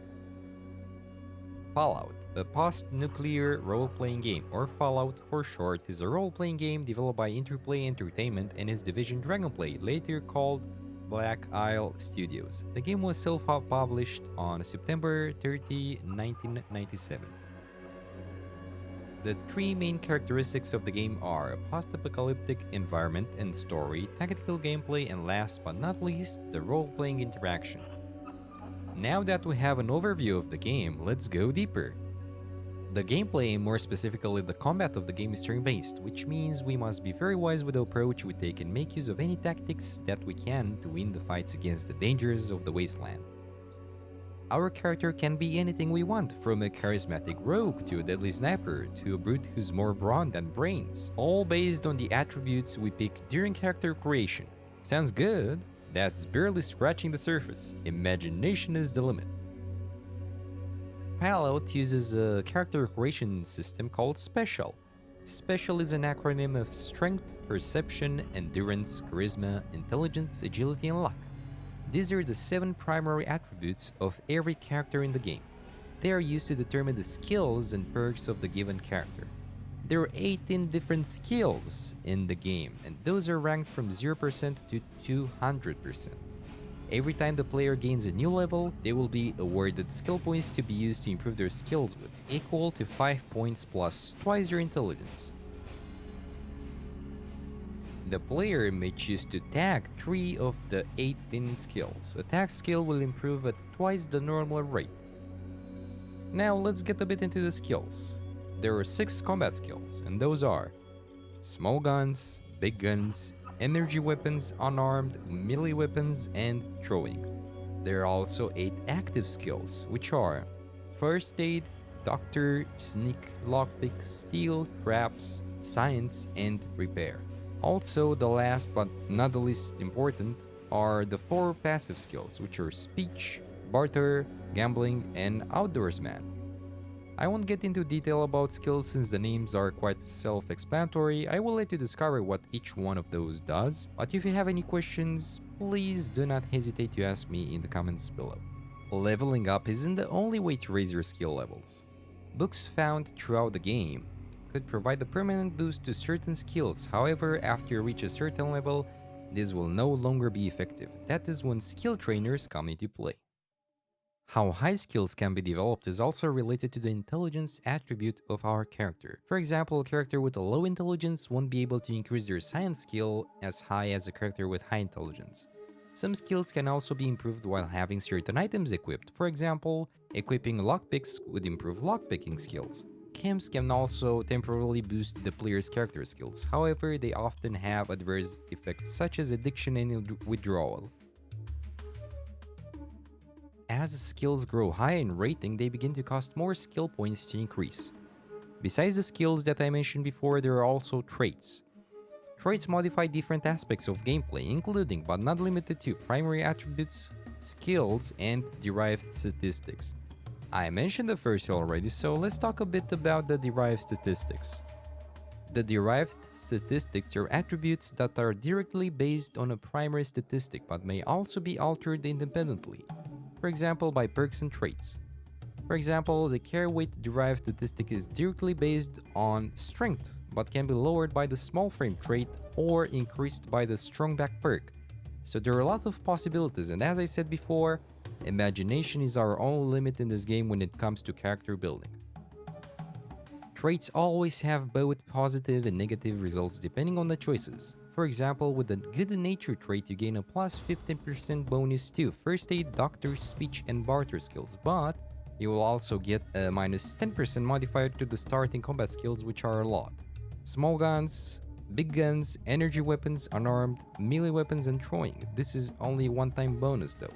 On the other hand, we also have perks. In Fallout 1, perks are acquired every 3 levels, and some of them have multiple ranks with stacking benefits.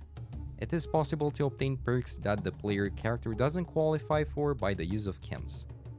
At character creation, the player may choose 2 different traits and perks for their character. Traits are special character backgrounds. Most traits have profound effects on gameplay. Once a trait is chosen, it is impossible to change except through the mutate perk that lets them change one trait one time. Now that we know the basics of the gameplay mechanics, I can also tell you about the turn-based system. The combat is based on action points, and those determine how many times we can move, fire weapons, reload, fetch equipment from our backpack, and so on. Those points are closely related to agility. If we have a high level of agility, we will have plenty of action points to use in battle. The game is set in a post-apocalyptic world, following the Great War, a nuclear war that occurred on October 23, year 2077. The war lasted less than 2 hours but caused immense damage and destruction. Before the Great War came to the Resource Wars, during which the United Nations had disbanded, a plague rendered the United States paranoid and Canada was annexed. Long story short, the Great War results were devastating on both sides as they employed both biological and chemical weapons that ultimately destroyed most of the world. Before the war, among many other details, the most important one is the vaults. The vaults were created by Vaultec Corporation, that was a pre-war defense corporation that won the federal government contracts to design and implement a network of bunkers known as vaults. These bunkers were designed to protect the population of the United States in case of nuclear holocaust. The vaults and their inhabitants play a critical role in the story of Vault, as most survivors of the Great War are vault dwellers themselves. And our protagonist is no exception, and I will tell you more about it very soon. The present year is 2161, 84 years after the Great War. We found ourselves in the protagonist's home, Vault 13, which happens to be in Southern California. In our travels, we'll encounter several factions and groups, over 20 of them in fact, so I'll just tell you about the most important and interesting ones. The Brotherhood of Steel, which is a post-war Taino religious organization with chapters operating across the rings of America. The group has its roots in the United States Armed Force, founded by a United States Army security team stationed at Mariposa military base before the Great War. Followers of the Apocalypse, which are a humanitarian organization based in New California. Their ideals are focused on providing services to those in need, namely medical care and agricultural development. The Unity, which is the military and political organization created by the Master to push his agenda. The Master desires to forcefully evolve humans into a single, perfect race, removing the inequalities that are the cause of strife among humans. To this end, he used the Forced Evolutionary Virus FEV on humans to transform them into what we now know as super mutants or other mutated creatures that we'll encounter in-game. The Unity is supported by another faction called the Children of the Cathedral, which is a religious branch of the unit. Besides those, there are various trader companies, raider groups, and the mercenary units that we'll encounter in-game. Each one has a specific history, and the amazing part of this game is that we will learn a lot about those groups of people for the upcoming games in the franchise as well, where they will either appear again or be mentioned by other people.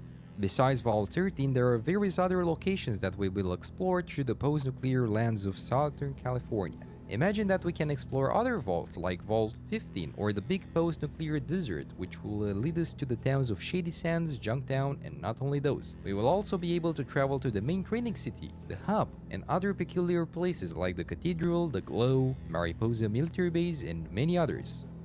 Now that we've taken a glance of the world of Fallout 1, let's get to our protagonist's path, the Vault Dweller.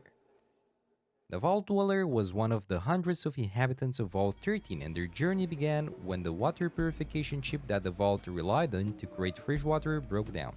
Without spare parts or the possibility of repairing the chip, the Overseer of the Vault, Overseer Jack Run, gathered everyone, and by pure chance the Vault Dweller drew the short straw, and he was sent out to find a replacement chip. The Dweller leaves the Vault on the 5th of December 2161. With no tools except for the Pip-Boy 2000, which keeps track of map making, quest objectives, and various bookkeeping aspects, and the Vault suit that barely offers any protection, the Vault Dweller had to explore to get out of the vault through a very dangerous cave system just to find out that the world is a total desert-like ruin. The Vault Dweller will meet many enemies in their path, from mutated rats to dangerous raiders or even gigantic super mutants.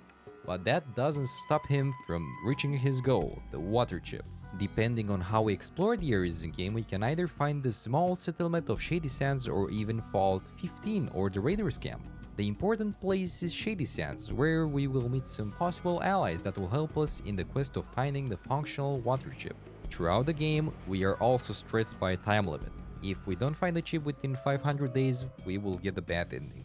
Throughout the Vault Dweller's adventure, we will meet all sorts of people, from honest merchants and traders who want to make a living out of bartering, to raiders who only want to loot and plunder, to members of the hub's criminal enterprise, the Underground. and many others. We will also meet the Brotherhood of Steel Paladins in the Lost Hills, and if we choose to help them, we have to go to the very dangerous and radioactive area named the Glow to fulfill a quest for them. The followers of the Apocalypse can be met as well in our adventure, and we can choose to help them with their chores, and they'll help us against the Cathedral if we ally ourselves with them. There are also the indoctrinated people in the Cathedral who aid the Master in his sinister plans, and the ghouls in the Necropolis who might help us or not, depending on our choices. We can choose to ally ourselves with almost anyone, or just aid them for our own purpose and then betray them. The choice is only ours. The game ending reflects our choices throughout the story, so based on that, we'll get a different cutscene. The making of this video was very pleasant and also a bit painful because I really wanted to share as many details as I could, but the Fallout universe is very big and complex and I couldn't mention everything. But if you want to learn more, I recommend that you check out the fandom page of Fallout. It is very well documented and has all the information that you need. Also, if you want a fast answer, I will answer any question in the comment section, so don't be shy and ask me anything if you want to know more. Thank you for watching. I will post a new video each Wednesday. Also, I'm streaming on Tuesday and Thursday at twitch.tv/morehenwolf from 7 PM East European Standard Time. So if you want to see more content, make sure to check that out as well. Stay safe out there. Wolf out. Greetings and welcome to my channel. I am Morehenwolf and I will be your host. Here you'll be able to see how we delve into various video games, especially story-driven ones. Also, from time to time, I will make special streams with cosplay crafting and showcases, where we will delve into the process of creating costumes and props, and where I'll also show you what finished projects I have already. Web programming tutorials and demos, which might help you understand how to start using a programming language and create your very own web application. And other kinds of streams to be announced as well. See you next time. Thank you for watching. I'll post a new video each Wednesday. Also, I'm streaming on Tuesday and Thursday at twitch.tv/morehenwolf from 7 PM East European Standard Time. So if you want to see more content, make sure to check that out as well. Stay safe out there. Wolf out.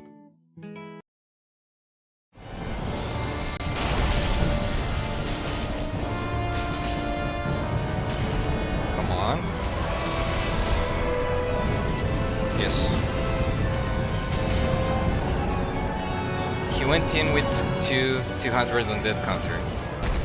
Yeah, but with all the bosses before this.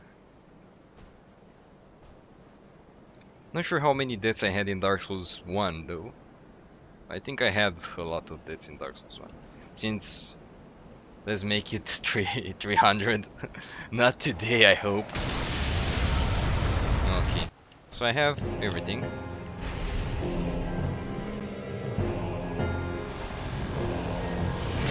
Oh, come on.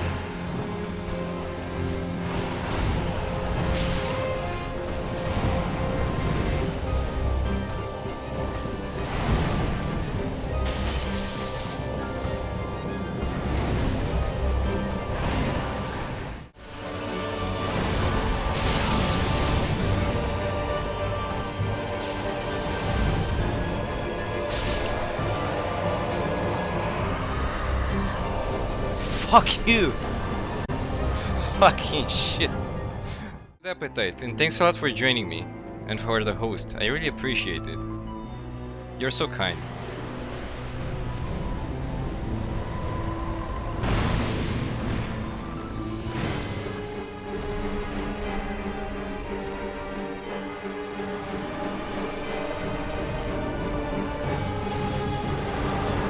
Ouch!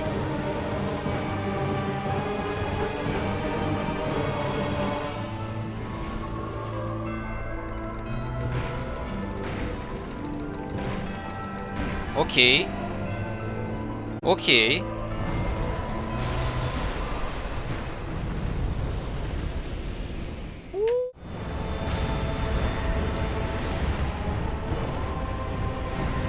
Lost connection to Steam, switching to offline mode. What? I hope the stream didn't fall. Okay.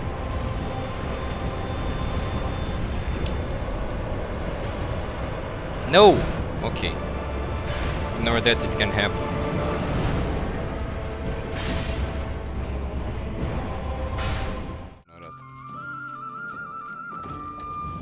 Da, asta o să fie ultimul stream de Witcher 3, că e și New Game Plus, e pe Denmark și acum o să fac, o să explorez ce a mai rămas din cartă, din Toussaint, și după facem side quest-uri și deci am la ultimul stream. Sadly, yes, ultimul stream de Witcher, dar nu o să fie ultimul cosplay de Witcher. Momentan mai am de lucru la machiaj, încă învăț. Witcher 3 100%, yes, 100%. My English is so bad. God dang it. Dar we wait for Witcher 4. If that will be on mobile, I prefer to not. But if it will be on PC, yes. Ce pot să fac aici?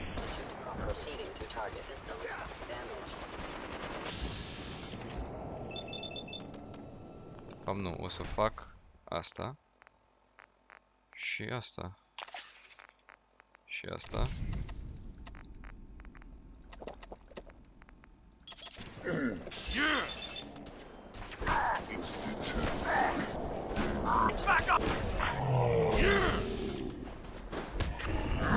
Super.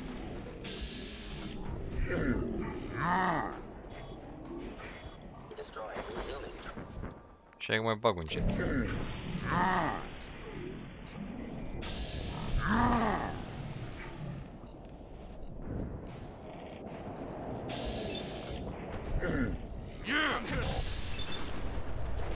No.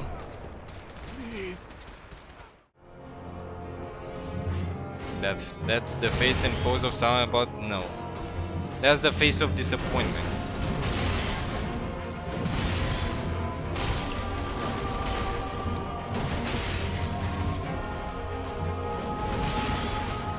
I didn't reach in any Dark Souls game. And I doubt this will... Yeah, I've learned that one. And he'll hit one more time. Okay.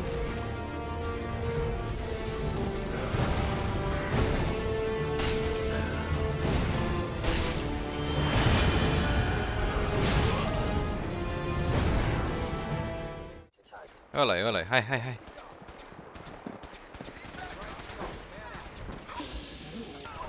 Initiating transfer. Please defend this position. Sustaining damage. Come here. Let me end your. Don't give up. Rally. Core system. No, a murit. Ah. Asta o să fie greu.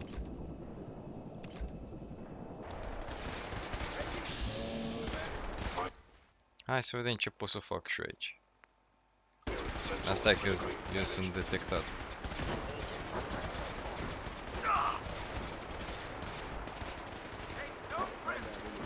Se mai respawnează ăștia ceva? No mercy.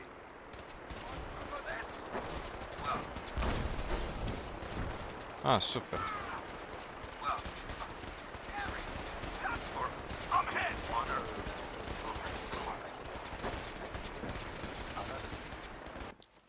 Ia să vedem ce pot eu să folosesc. Ăsta neapărat. Asta și astea și...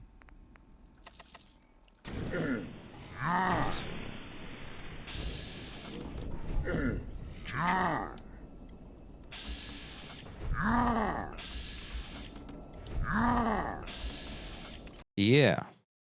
Okay, let's see. So we kind of failed the, how do you call it? The jukebox. I'm tempted to try again, but this is really difficult. So this is Tier 1 challenging expedition. Tier 2 highly challenging expedition. Tier 3 most challenging expedition. Holy shit. So if this is just challenging and the other one is most challenging, the last one, I'm pretty damned. If they're in there, we go. Yeah. Okay, let's let's continue with the main mission. Or I could do this. Arish tells Jesse about his ranger friends that Hunter due back from an expedition. He knows they weren't wearing HRAs and expects the worst. He asks Jesse to retrieve a memento each of his old squad buddies wear around their necks. Maintenance. Okay, they're all in maintenance. Well, jukebox tokens. Oh, and I can craft them. And if I craft more, it's cheaper. So what? One of them is 10,000. 3 of them is 25,000. And 5 is... Okay, so 5 is 10,000 less, which is saving 1 token. Well, of course, I'm gonna do this. Yeah, okay, let's go to maintenance. Let's go to maintenance and do this. And then, if we have enough time, it would be cool to do the main mission.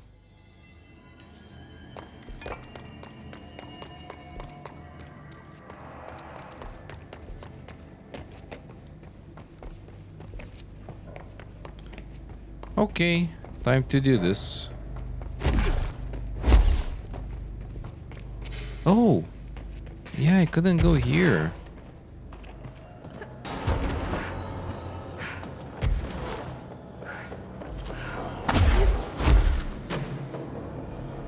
Oh shit.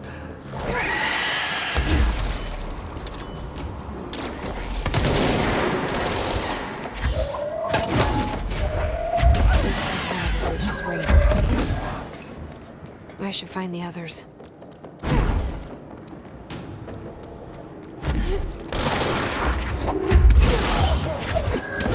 Those guys, as you can see, they die one shot. But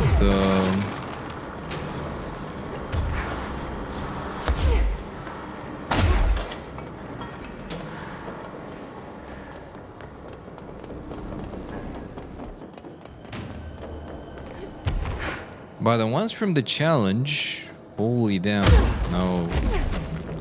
You needed like 5 of these to kill them. Meanwhile, those guys die in 1 or 2 shots. Okay, ventilation next. And then Belgorod processing, Atlas chamber.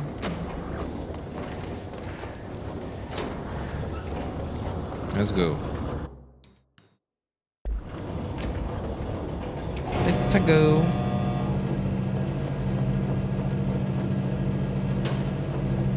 And then Black Rock Quarry. Okay, so we have something in all of them.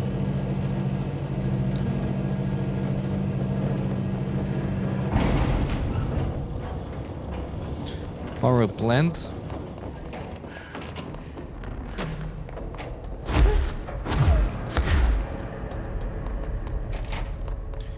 Now we go to ventilation. If I can find a way. Ventilation should be upwards, I hope.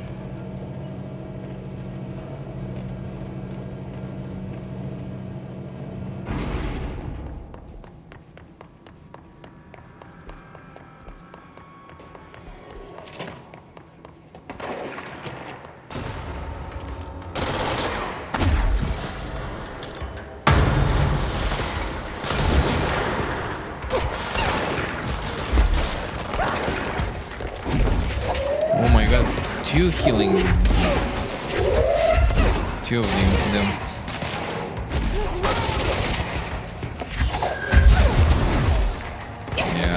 This is way easier.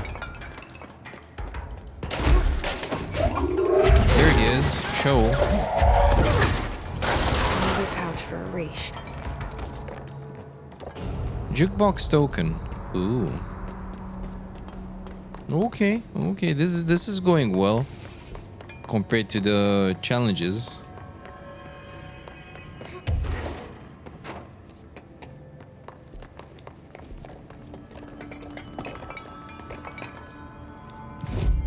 Fast travel, energy converters, entrance. Yeah, let's do that. And then Atlas chamber, right?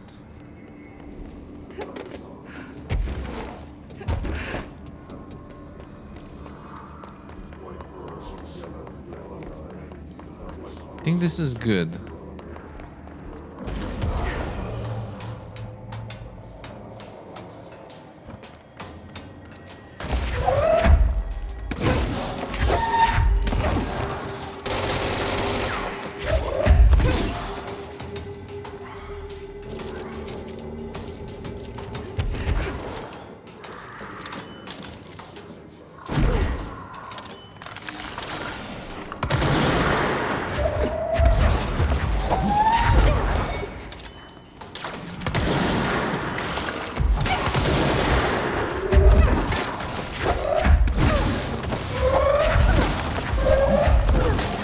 Squad made of Orishas. Here we go. Now, Blackrock processing.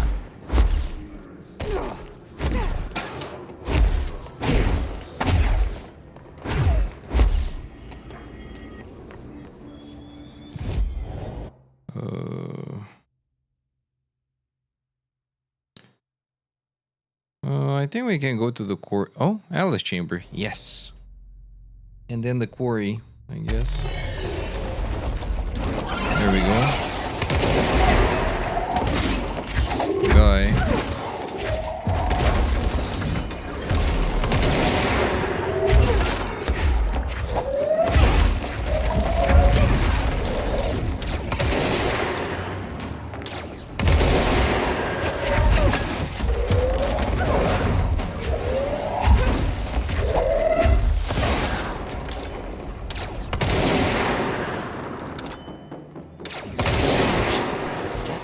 Said. Okay. Here we go. Blackrock processing. Whenever I hear about Blackrock, I'm thinking about World of Warcraft.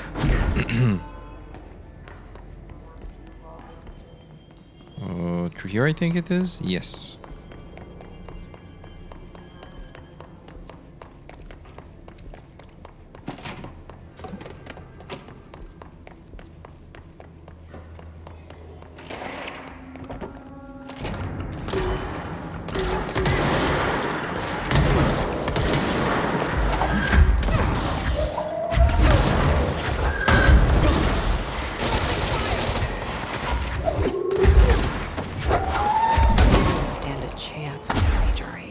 Kill his troopers in the maintenance sector. Oh.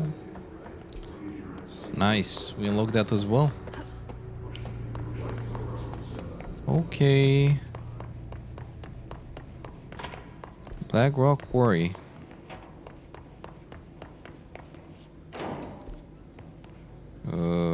It's pretty far away though, but let's see. At least on the map it's far. His nodes. Yeah, I will ignore that for now. I want to do the old friends, and maybe we have enough time to do the his nodes as well. Those are pretty good because you just gain resources.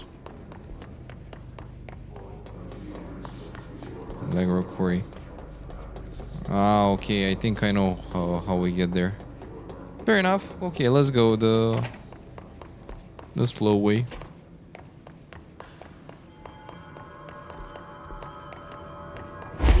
Or not. Cool. Oh yeah, with the scary astral rocks or whatever those are. Let's see. Yes, through here. And yeah, those are the ones I mean.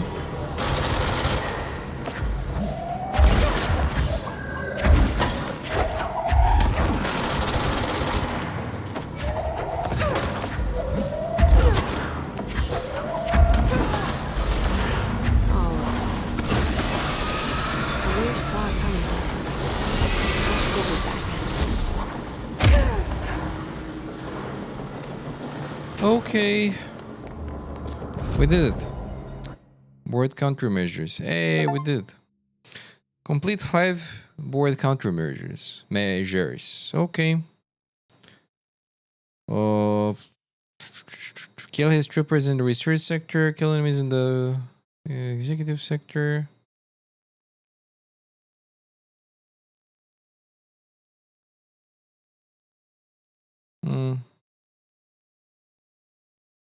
This is nice. Kill his troopers in the research sector. Astral constructs. Upgrade Pierce. Why not? We're using this one. Pierce upgrade to max, right? Let's see. Ah, no. Level 2. Headshot damage. That sounds pretty good. Fast travel, let's see, M. Missions.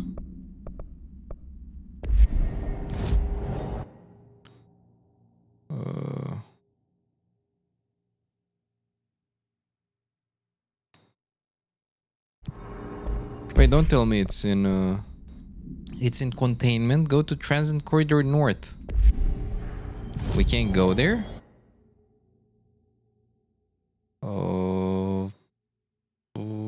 Okay.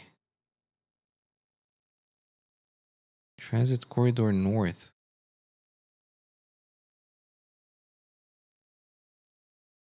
I have no idea how to get there, but let's see if we can.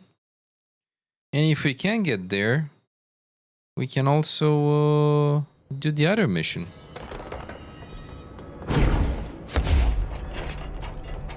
Let's see. Maybe it's something I missed.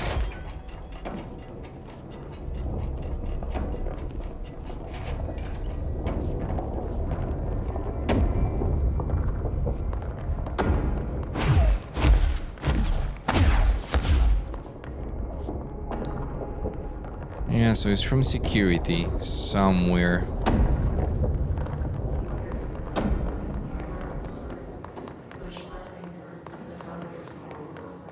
That says clearance number 6. So that's not how we enter that. What's this?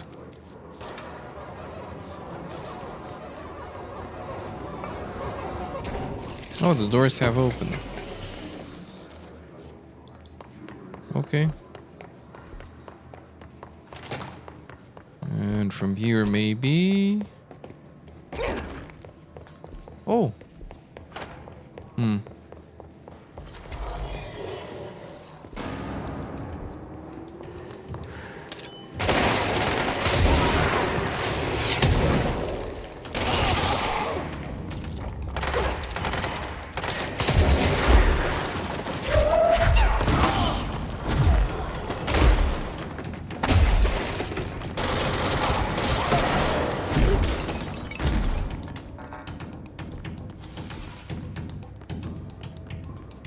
Okay.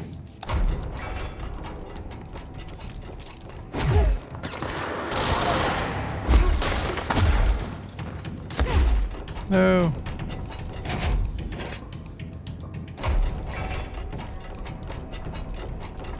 Oh, okay, we went there. Yeah, I'm not sure how to get in there.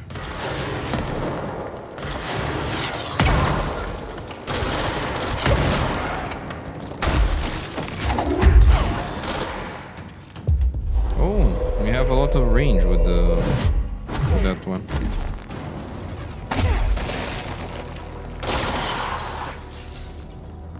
Okay.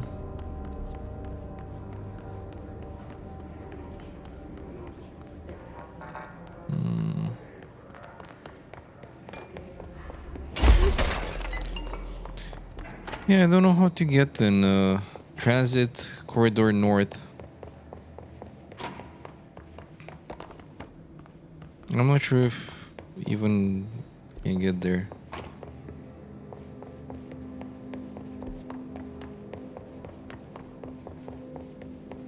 Let's see.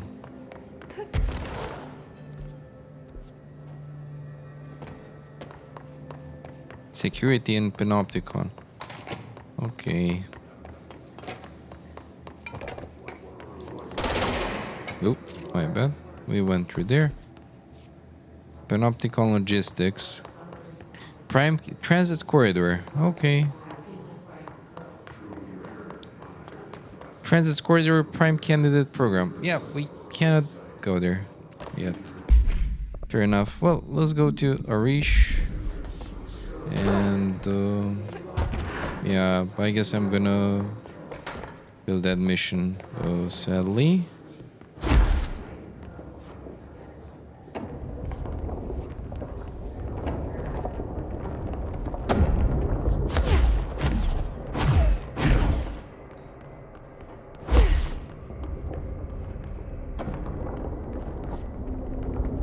Oh, there are 3 doors here.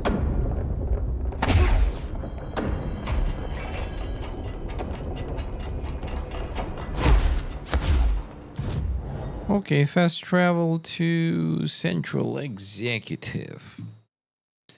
Okay, well, we did this. We continue the main mission. Arish, hello. They're in there. We go around that way. Here are the pouches. I found 6. Well, that's all of them. Not counting mine. Well, I guess I'll just have to wear all of them. It sounds sappy, I know, but that's all I can think to do. Nothing's easy with the hiss. Is it rude to ask what's inside? What's inside the pouches? Too late now. Now, the story's confidential, but, well, I guess I can tell you, being the director and all. So, the Bureau had heard rumors of a werewolf gathering upstate every full moon. Us being rookies, they sent us to confirm it was bullshit. Hold on, is he about to tell me werewolves are real? Turns out, there was an altered item that was creating violent gravitational anomalies during full moons. Oh, man, we nearly bit it that night. Well, to remember the occasion, we all bought silver bullets to wear around our necks, just in case we ever ran into another werewolf. So why did you leave the Rangers? Well, thought I could do more good here. Somebody's got to protect the people who protect everybody else, right? Okay. Threshold I have to go. Remnant. Me too. You're not the only one who's busy, you know. All right, back to work. Abilities.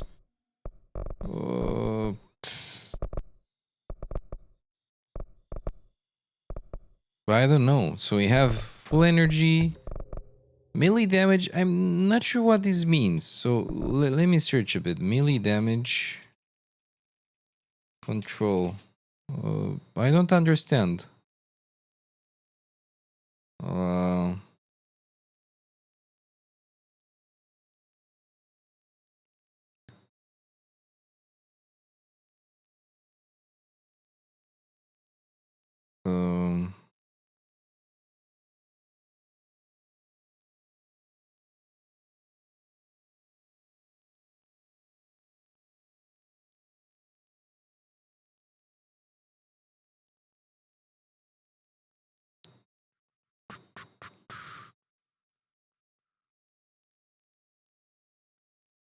Yeah, I never use melee in the game.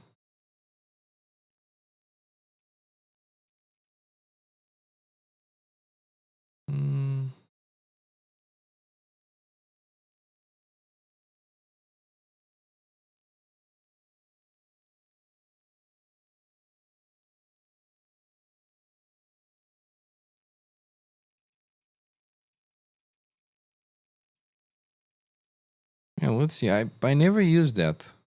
Very weird. Hmm.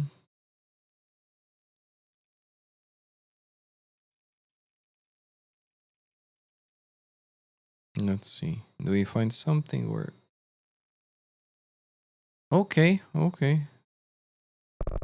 Yeah, I'm not gonna upgrade that yet. Shield strength. I'm not using shield that much. Yeah, launch damage. I'm gonna upgrade that to the max. Launch large objects. Hold up and launch up to 3 objects. Energy now recovers while holding launch objects. That's very good. Okay, let's go. Speak with Emily, the face of the enemy. Okay, let's see. The main story continues. It's happening. After all these years, Dylan is here. But am I too late? How is he? I need to know. He's clearly been affected by the hiss, but it's different than any other manifestation we've recorded. Maybe what makes you so special is genetic. He was a prime candidate. Or maybe it's Polaris protecting him, something else affecting the situation. I need to run tests. He seems more in control, more present. I want to see him. My brother. Or is he? Of course. Now, Marshall set up an HRA-warded cage to contain him. It's on the upper floor, up the stairs. Okay, I need to go. Jesse, be careful. I will.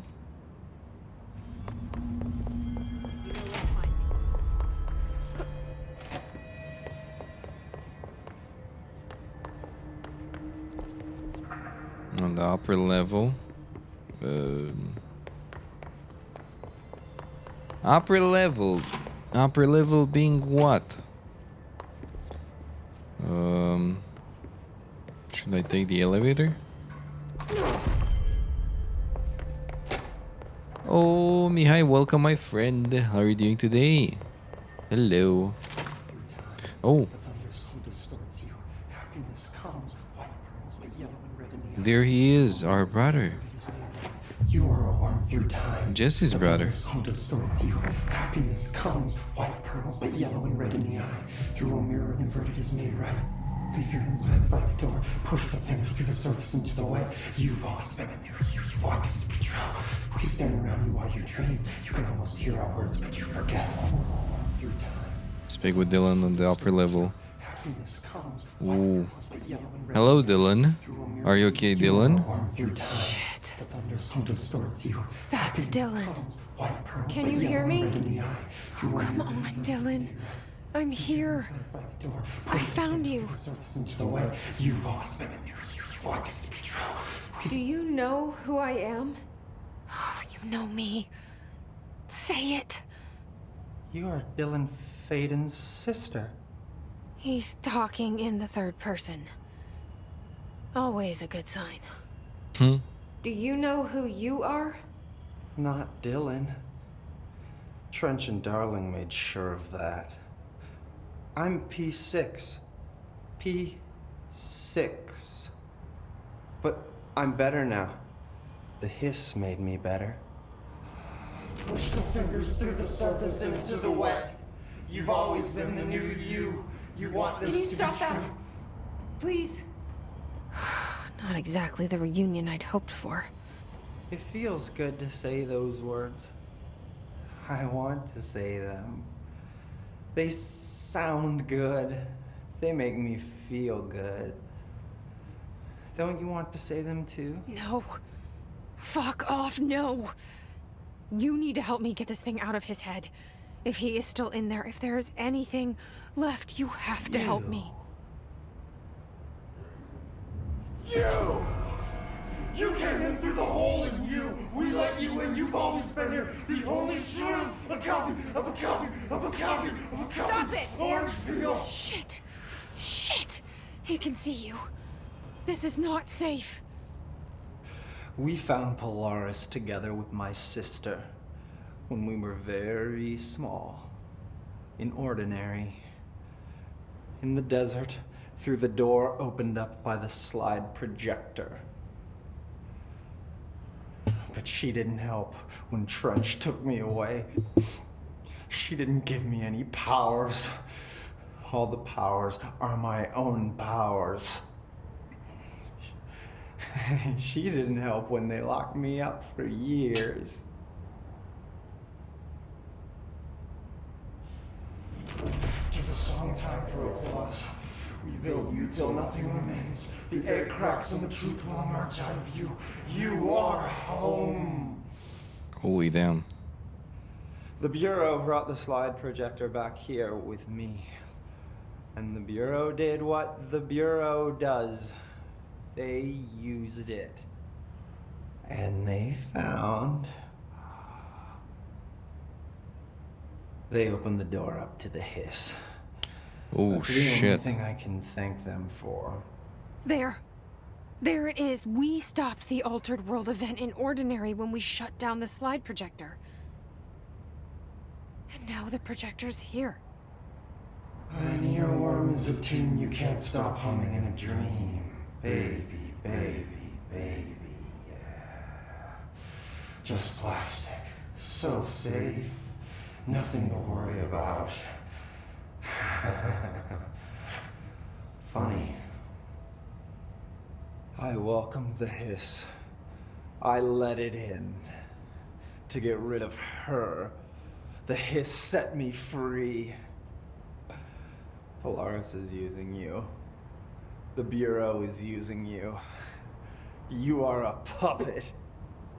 You can almost hear our words, but you forget. If we shut off the slide projector, maybe that will stop the hiss. Your regulations. Maybe it's not too late for my brother. You must see the truth for yourself, Jesse. Sister. The horrible truth about the Bureau. The hiss is the better option. Go to the Prime Candidate program in the containment sector. I have the keycard to get you there. Salvador wanted me to have it. Wanted? Bullshit. I saw what the hiss did to Salvador. What it turned him into. Okay, Dylan. I'll go. I want to see the truth for myself. I'll go. But only to look for the slide projector. You can help me. We can end this. Holy damn, I didn't expect this. For sure. Clearance level 6 at last. Okay. I don't know what else I'm hoping to find. Dylan. Can we talk? I'd like to tell you about a dream I had last night. Off to a good start. Off to a good start. Okay. Okay. I'm listening. I was back in Ordinary. Before all of this happened. But in the dream, I was alone. It was just me. I was the only child. A girl. My name was Jesse Dylan Faden. But then the Bureau came and caught me, brought me back here, locked me up. Have you ever noticed that our names, Jesse, Dylan, they could be girls' names, boys' names, could be anything. Don't you find that weird? I find that weird. Sure. The hell was that? Is he trying to mess with me? Okay. Castielog, but good to see you. Good to see you, my friend, as well. You're doing well. Glad to hear you're doing well. Busy day, but about to watch the amazing Digital Circus. Overall, pretty chill evening. I hope you enjoyed the evening, my friend. And I hope you enjoyed the movie. I didn't watch that one. Is it an animation or is it how do you call it? Or an actual movie? But yeah, I'm doing pretty good. We evolved a lot in the game by my standard. It's very damn good. And I'm really curious about oh no, not for Panopticon. I want to get the other one. I'm really curious about this.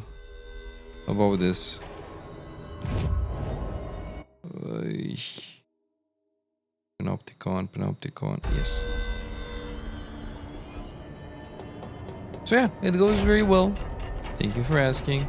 I know the gender-neutral names thing was a random reference to the writers giving the character names before they knew their genders. That is a very good point. Like, yeah, Jesse can be anything, as well as Dylan, I guess. It was a wall break moment from them to the player. Yeah, I was thinking about that. In a way. I didn't think about the writer part though, but still.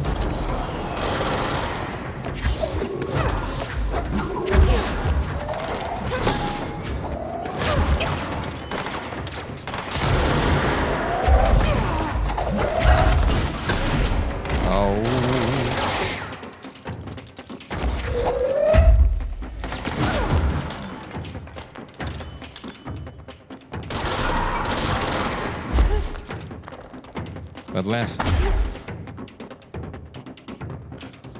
Okay.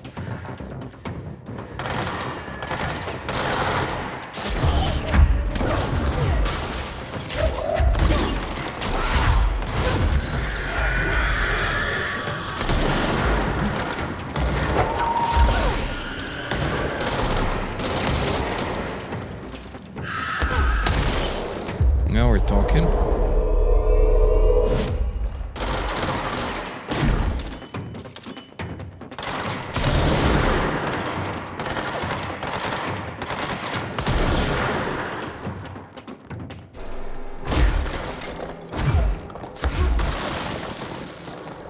Entropic Echo.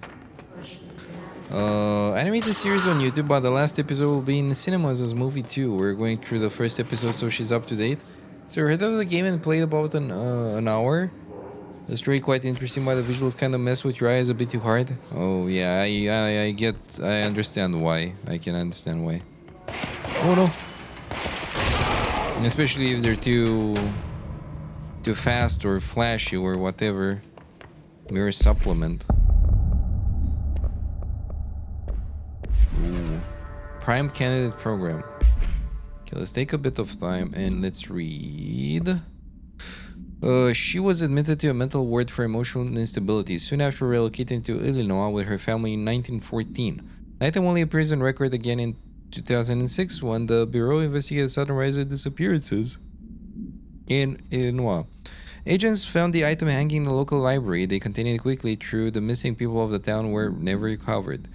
We certify that the case of Mistress Someone has shown her to be a lunatic under the reasons of hysteria, bad company, and imaginary female trouble. Her fixation with the family-looking glass is noteworthy, though not an uncommon matter when considering the female disposition. Mistress Carver is a fit subject for the lunatic asylum and will remain in its confines until her affliction has passed. Flashy and visuals too intense with the college, but you wish you luck. Hey, thank you so much, my friend. And I actually would love to try that one out, the one you mentioned. Prime candidates. The Bureau needs a director. Our future. P6 and P7. P7. Am I P7?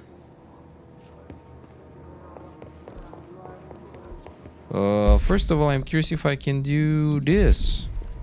Holy shit, okay, it's far away. And I can't do the his note.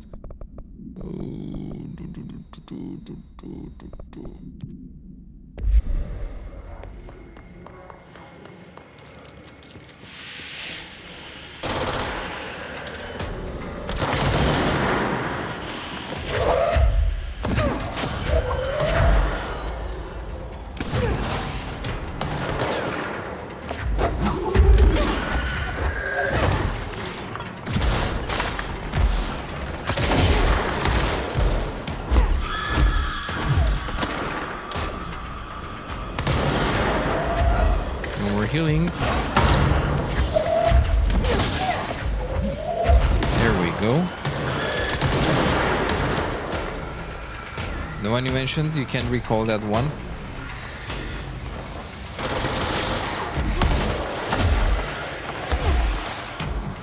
I know, I've meant about the game.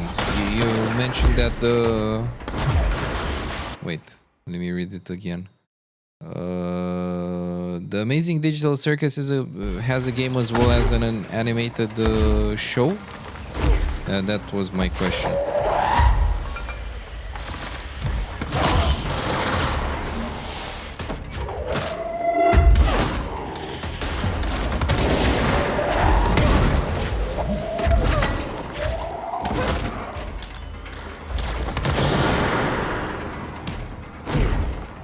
Should be one more, right?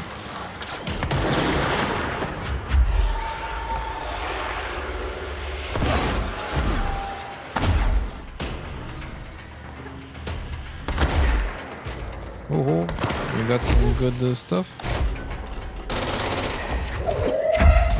Ah, you meant the show was an anime cinema and cinema movie in theaters, no game. The show is really fun and it's really worth a watch. You might like it. Oh, okay.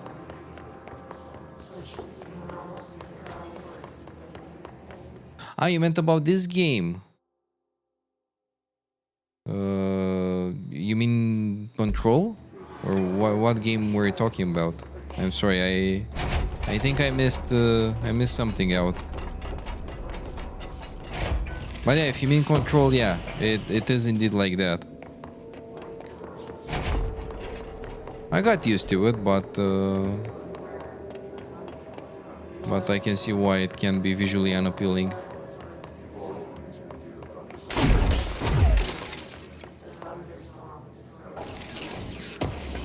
Ah, okay, it makes sense. Well, I can surely tell you that the story with no spoilers, because maybe you want to watch a proper video about it and so on. But the story is quite abstract until you actually get to understand what the hell is going on.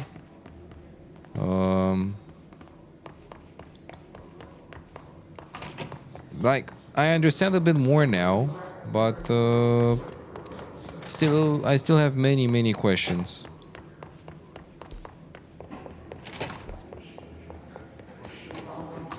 Closed cases. Okay, we have a TV.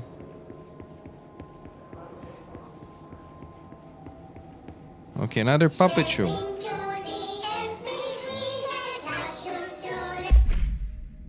I'm gonna watch it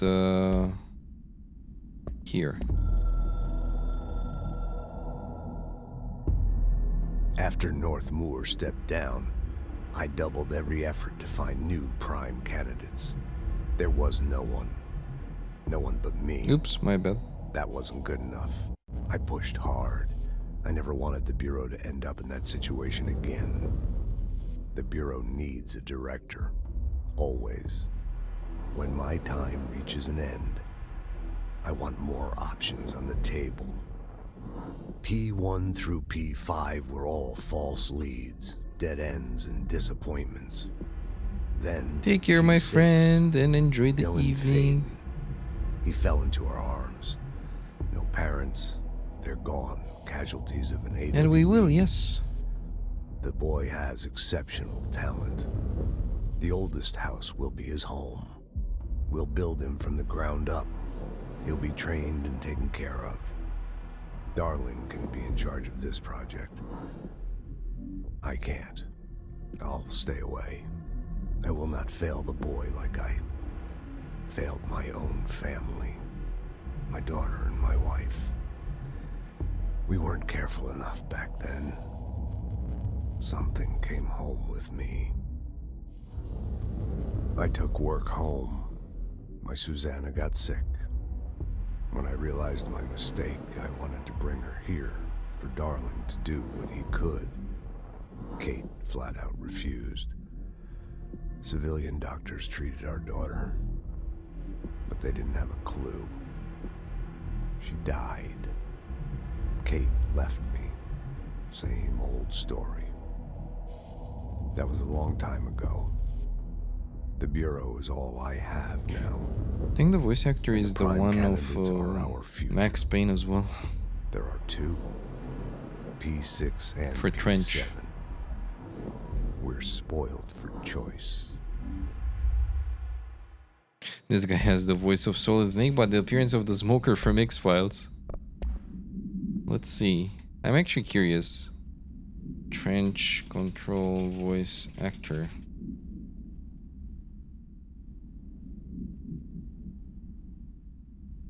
James McAfee? Oh, yes. Yes, I was right.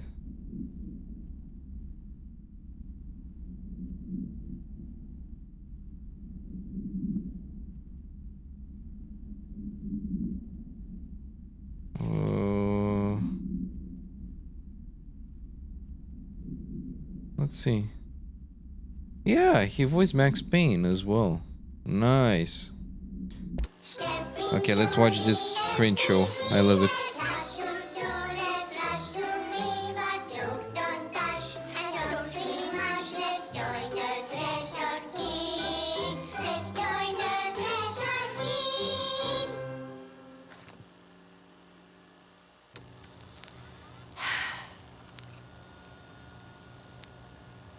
I can see you're upset, Meg. Why don't you tell Uncle Mr. Bones what's wrong? I did bad on my clairvoyance test. You can't ace every test, Meg. You see, everyone has different brains.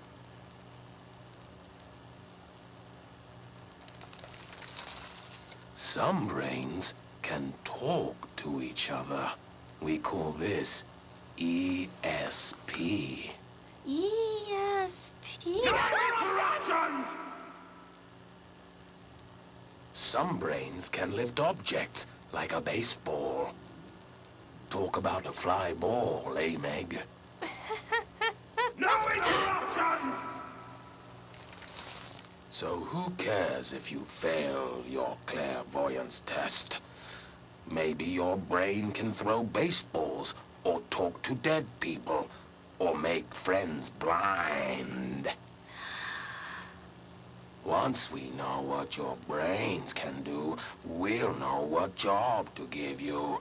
And if your brains are just right, you'll get to sit in the big chair.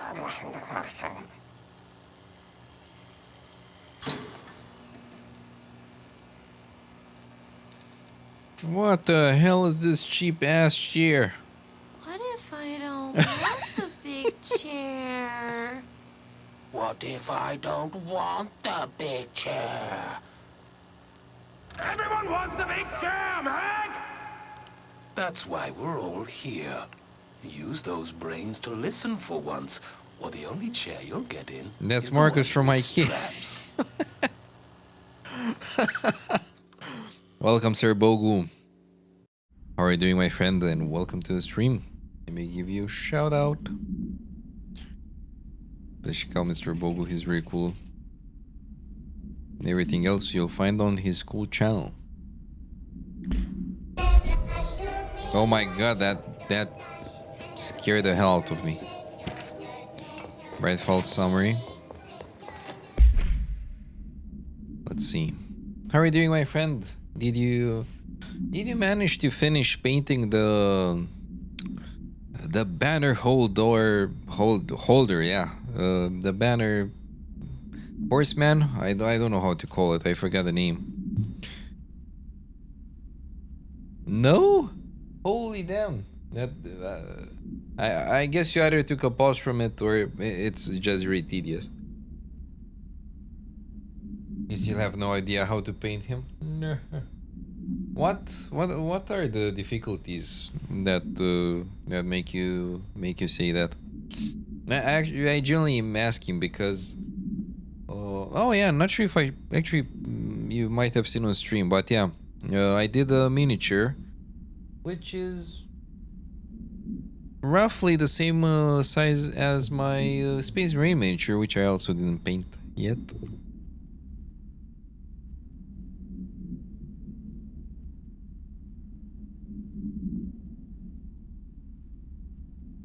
So,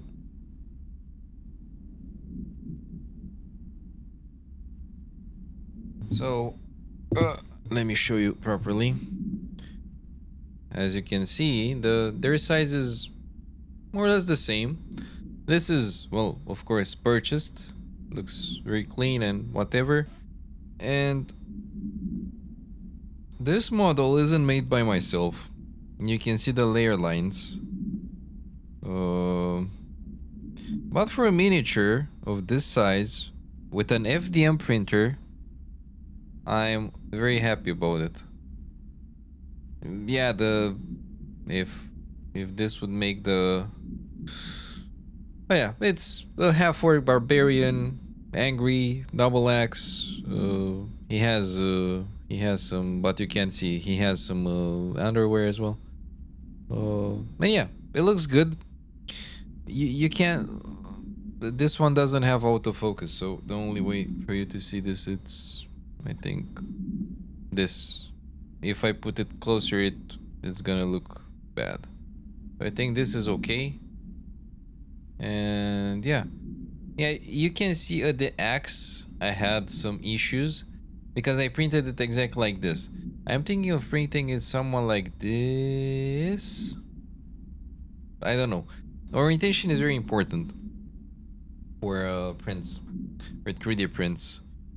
Of course, if you see this IRL compared to my barbarian, yeah, my barbarian looks like shite. But considering, this is what makes it all interesting. Like, after you acquire the skill of knowing how to 3D print and having a 3D printer, of course, this actual print costs like nothing. It's, I don't know, $2. I don't know. It's very cheap. That's what I'm trying to say, because you don't consume too much filament, and let's say you fuck it up, you paint it badly. Okay, you waste a bit of paint. You can just redo the print and paint it again. So yeah, that's something I like a lot.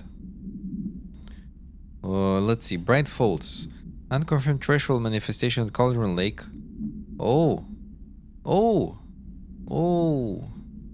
WA resulted in a fictional story written by the author Alan Wake, creating a AW in which reality was altered to match that of the story, though only locally and for a limited time. Mr. Kirkland, head of investigations, was alerted on September 13, 2010 by ex-bureau agent Frank Breaker that an AW event was taking place in Bright Falls. Referred to events investigated. Okay, Breaker had received a call from Barry Wheeler, Alan Wake's literary agent, on behalf of Breaker's daughter, Sarah, who is the current sheriff of Bright Falls. A bureau field team arrived at the site 2 days later, only to confirm that the event was over. Interviews were conducted to the 1970 Thomas Zane Odin Anderson, Thor Anderson. LA was believed to, instigator. Eyewitness reports highlight an old light switch, possible object of power, that was missing. Wake was not found at the scene. Reports claim he dived into the lake, but no body was recovered in the search. Oh, damn. Alan Wake story continuation, where, yeah, a bit of investigation. I love that. I wish things had gone differently in Ordinary for us. But wishing won't change things. Finding That's great about 3D printing. If you print a whole army for a bigger system, you break together in yep. this one case. Yep. A new object of power, something we have not seen before. P6 victim autopsy. Saying something. And the boy, Dylan Faden, prime candidate 6, and the sister as well. Once we catch up with her, but the boy, so much potential. We're talking Northmore level readings here. And I don't want to invoke his name, but it's completely different circumstances here. It's remarkable.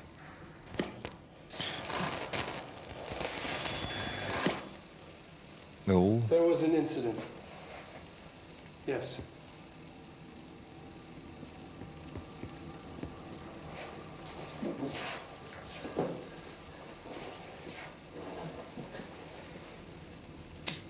What did happen? Mr. Darling. We lost a valuable member of our team, yes. Excessive force. Dylan has so much. But he's just a kid. I'll take the blame. He needs some slack. I mean, boys will be boys. He's exceptional and under a lot of stress. Roberts got killed. It's an unfortunate accident, that's all. Marshall needs to realize this. We will make this work. We'll make this work. I'm not so sure about this. I'm really not sure about what this guy's saying.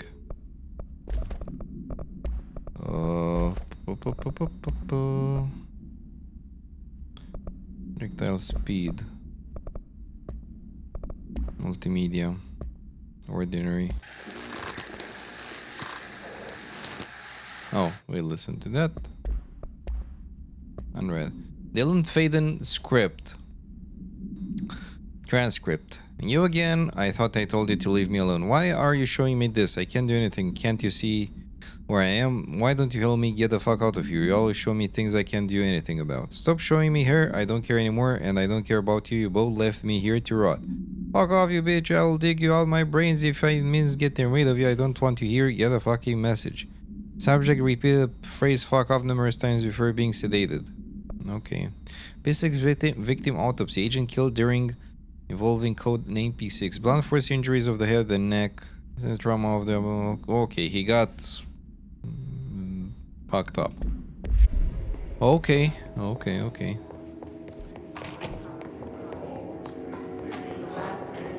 Is this what Dylan wanted me to see? P7. It doesn't matter. We need to find that projector. Oh, that's for us. Are we special? All the times I felt paranoid, I was right. The Bureau could have given me the answers, but they just stood by and watched me. Well... fuck the Bureau, I guess. We used to play there all the time. Me and Dylan. And other kids as well. We loved it. This time, I remember, was different. We found a way in, deeper into it, like it had shifted. We went inside, and that's where we found the slide projector. A dump is a place for lost things. Things that have been thrown away. Did you ever feel that way when you were growing up, Jesse? What? No. Yes, but that has nothing to do with... Was there a slide projector at your home when you were small? No. Those were before your time, I suppose. But your family did look at photos together, maybe. In one form or the other? Maybe. When was this? Can you remember? At parties? Barbecues? How did it make you feel? Did your parents ever show pictures that embarrassed you? Was alcohol ever involved at these parties? Did your parents drink? Did that make you uncomfortable? No. That's just stupid. Come on. That has nothing to do with this. Nothing. The slide projector, let me ask you this. As a child, did you ever fantasize about worlds inside pictures? Inside a painting? You know, stepping into a painting, into a hidden world, escaping and finding adventure there, away from your parents. I don't think so. I don't remember. Maybe. I don't know. Wow. Okay. Stuff is getting getting explained at last? Holy damn. Jesse Faden movement tracking. History movement. Cause for concern? Okay, so Jesse was quite monitored by the Bureau. So they knew all along who she is and whatever.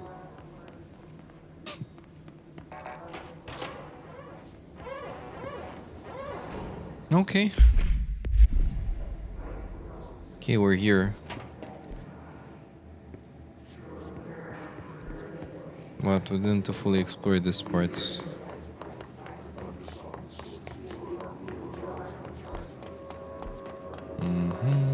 Yeah, here we fought. Not sure if I went in this shelter.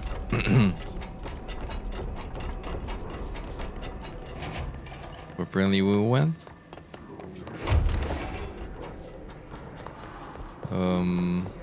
Up here, did we go? Yeah, I think we came from here. Yep. Yeah, we came from here.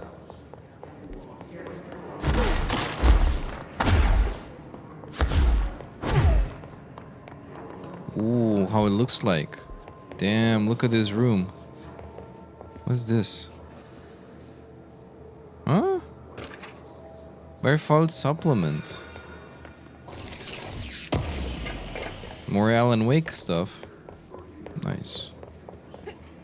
But yeah, about printing armies, Bogo, if you're still here, I would love to do that for my friends that are into Warhammer. But guess what? I have no friend that plays Warhammer here.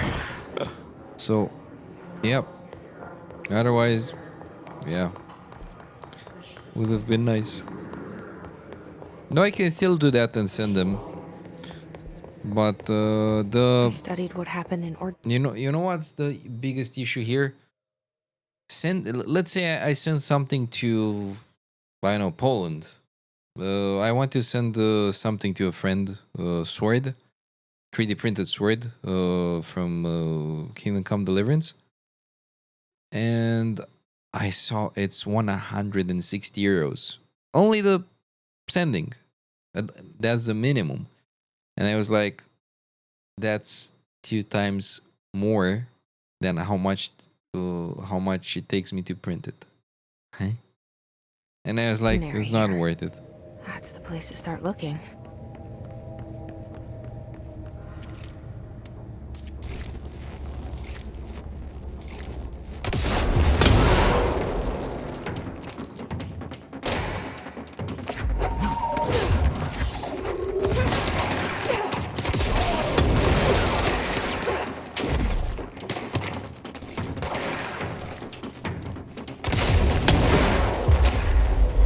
Real size sword. Yep. Yep.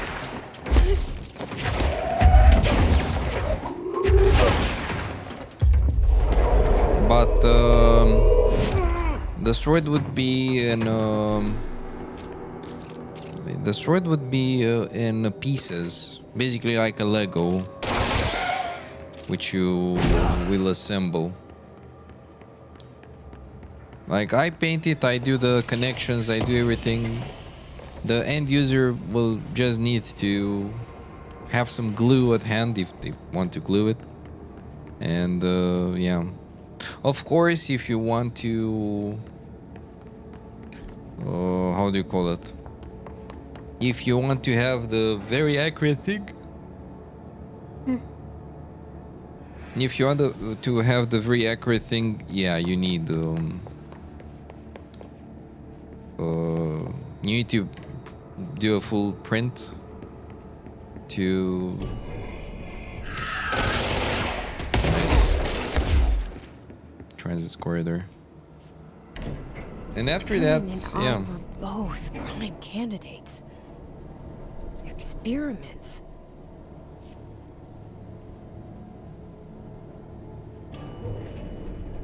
Ooh. Were there any AW security prime candidate program turntable? Okay, so turntable and ordinary. Okay.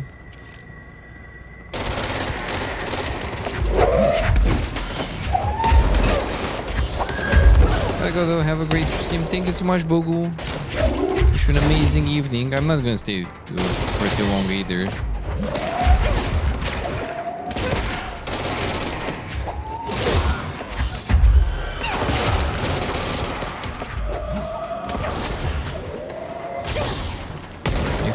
If I can get to do the side mission with the altered items that escaped for me, it would be perfect. I guess we cannot go here. Or maybe.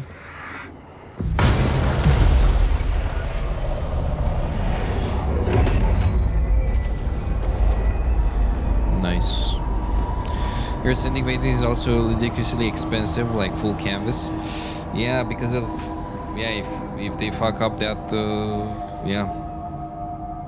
it's a high risk. We're going back home. It's a high risk. How do you call it? Started there, and it's never gone away. It's a high risk content for the package. Yeah, that's why I want to say. But I'm not sure why I had that brain fart.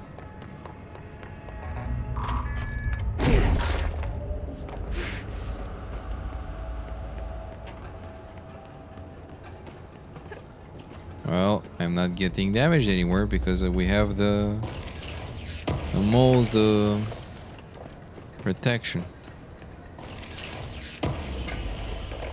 Nice.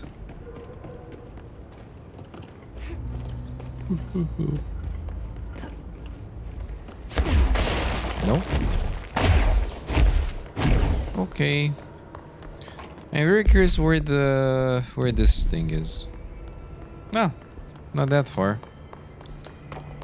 Maybe we can do that next.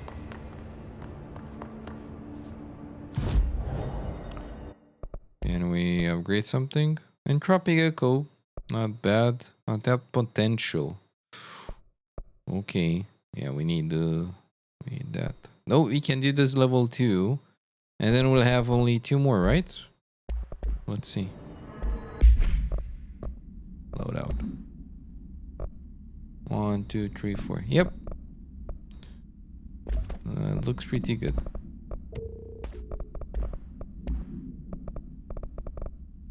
Exclusive to Pierce. Pierce. Yeah, I prefer Pierce. Damage while aiming. Nice. Collectibles. The dog. Serial PT delivery and raise you the dog. Yeah, like a straight up deceased dog had a collar on it and everything. It'd be rotting in that box since they packed it up. Go ahead and imagine how that smells. So don't go whining to me. I wish I got to watch a parade of human teeth. Oh my god. Right, false.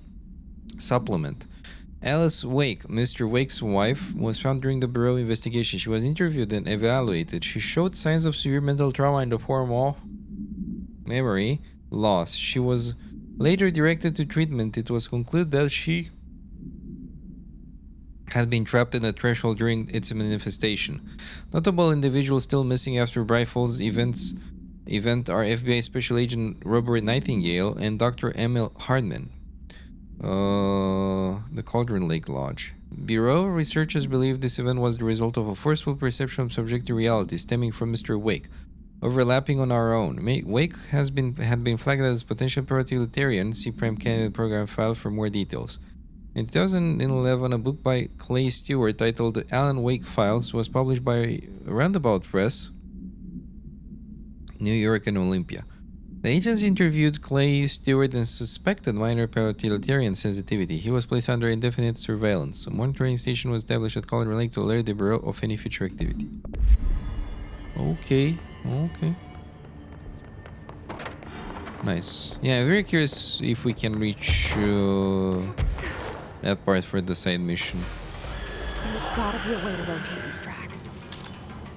Maybe there's a signal nearby.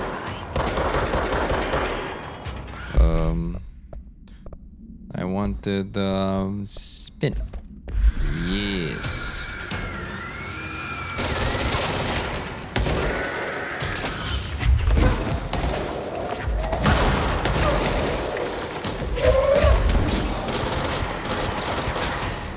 There we go. Oh shit.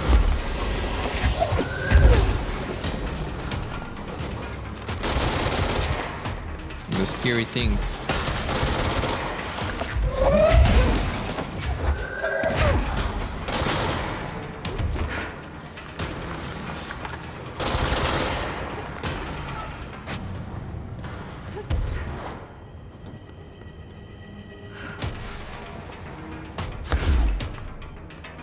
Yeah, I want to get this thing. And this. And there we go.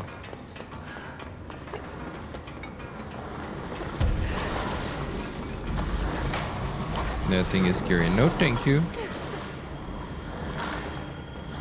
No, thank you, sir.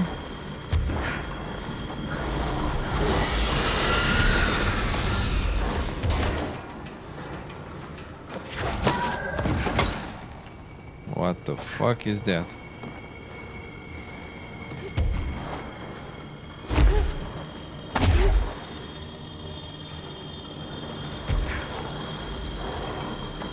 I still don't know what the hell is that, but it's scary as hell. There's gotta be a way to rotate these tracks. There's gotta be a way. There's a control panel nearby. Yeah, good question. Bridge operator?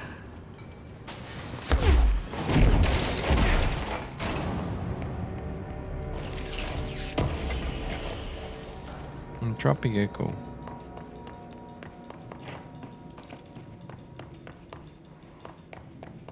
Oh, nice. Work chat teeth.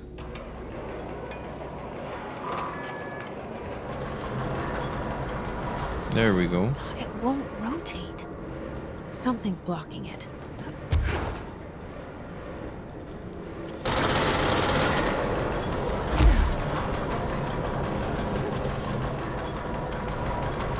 Should be okay now.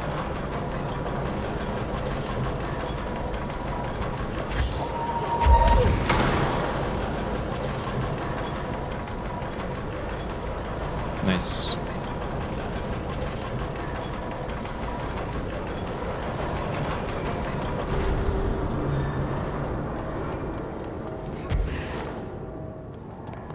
Oh, nice. So we came from here, right? Yep. There we go.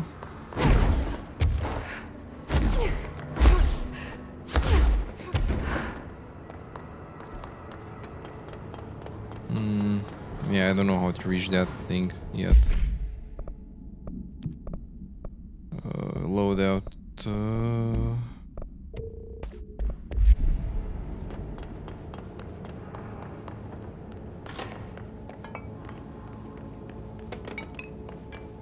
Okay, that's good.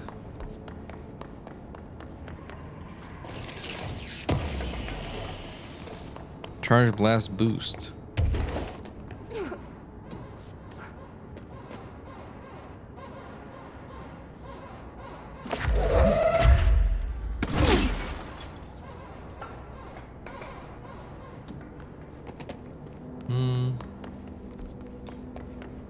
Okay. We go down here.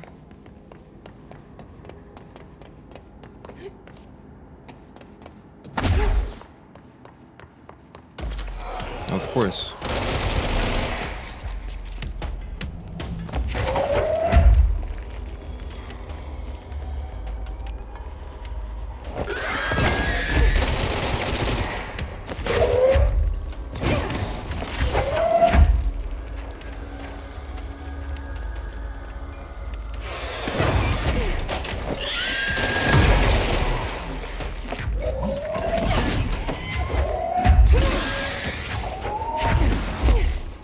I think we did it. Not her though. Okay.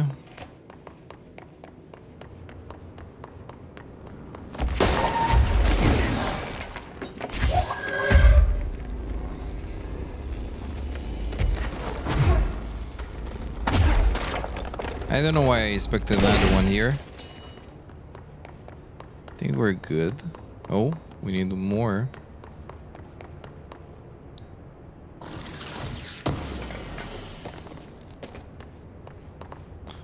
Transit corridor. Oh, nice. Restore the power. Sure.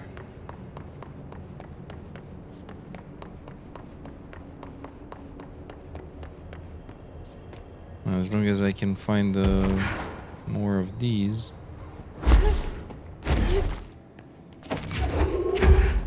Okay, nice.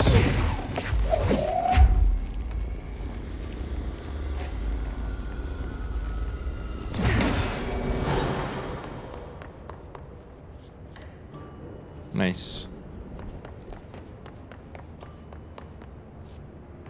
Now I'm up here. Nice. Okay. And here we need one more. No, I think that's it.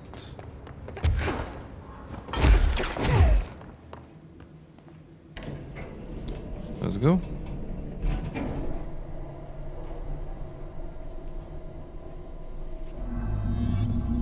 Search for the slide projector object of power. Ah. Hello.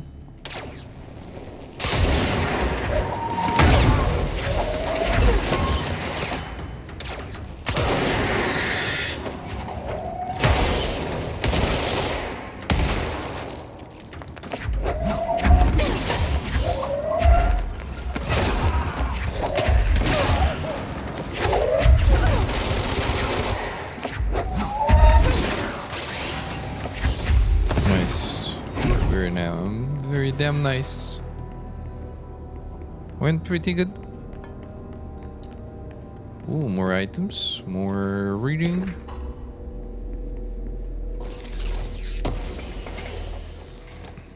Tropic Echo.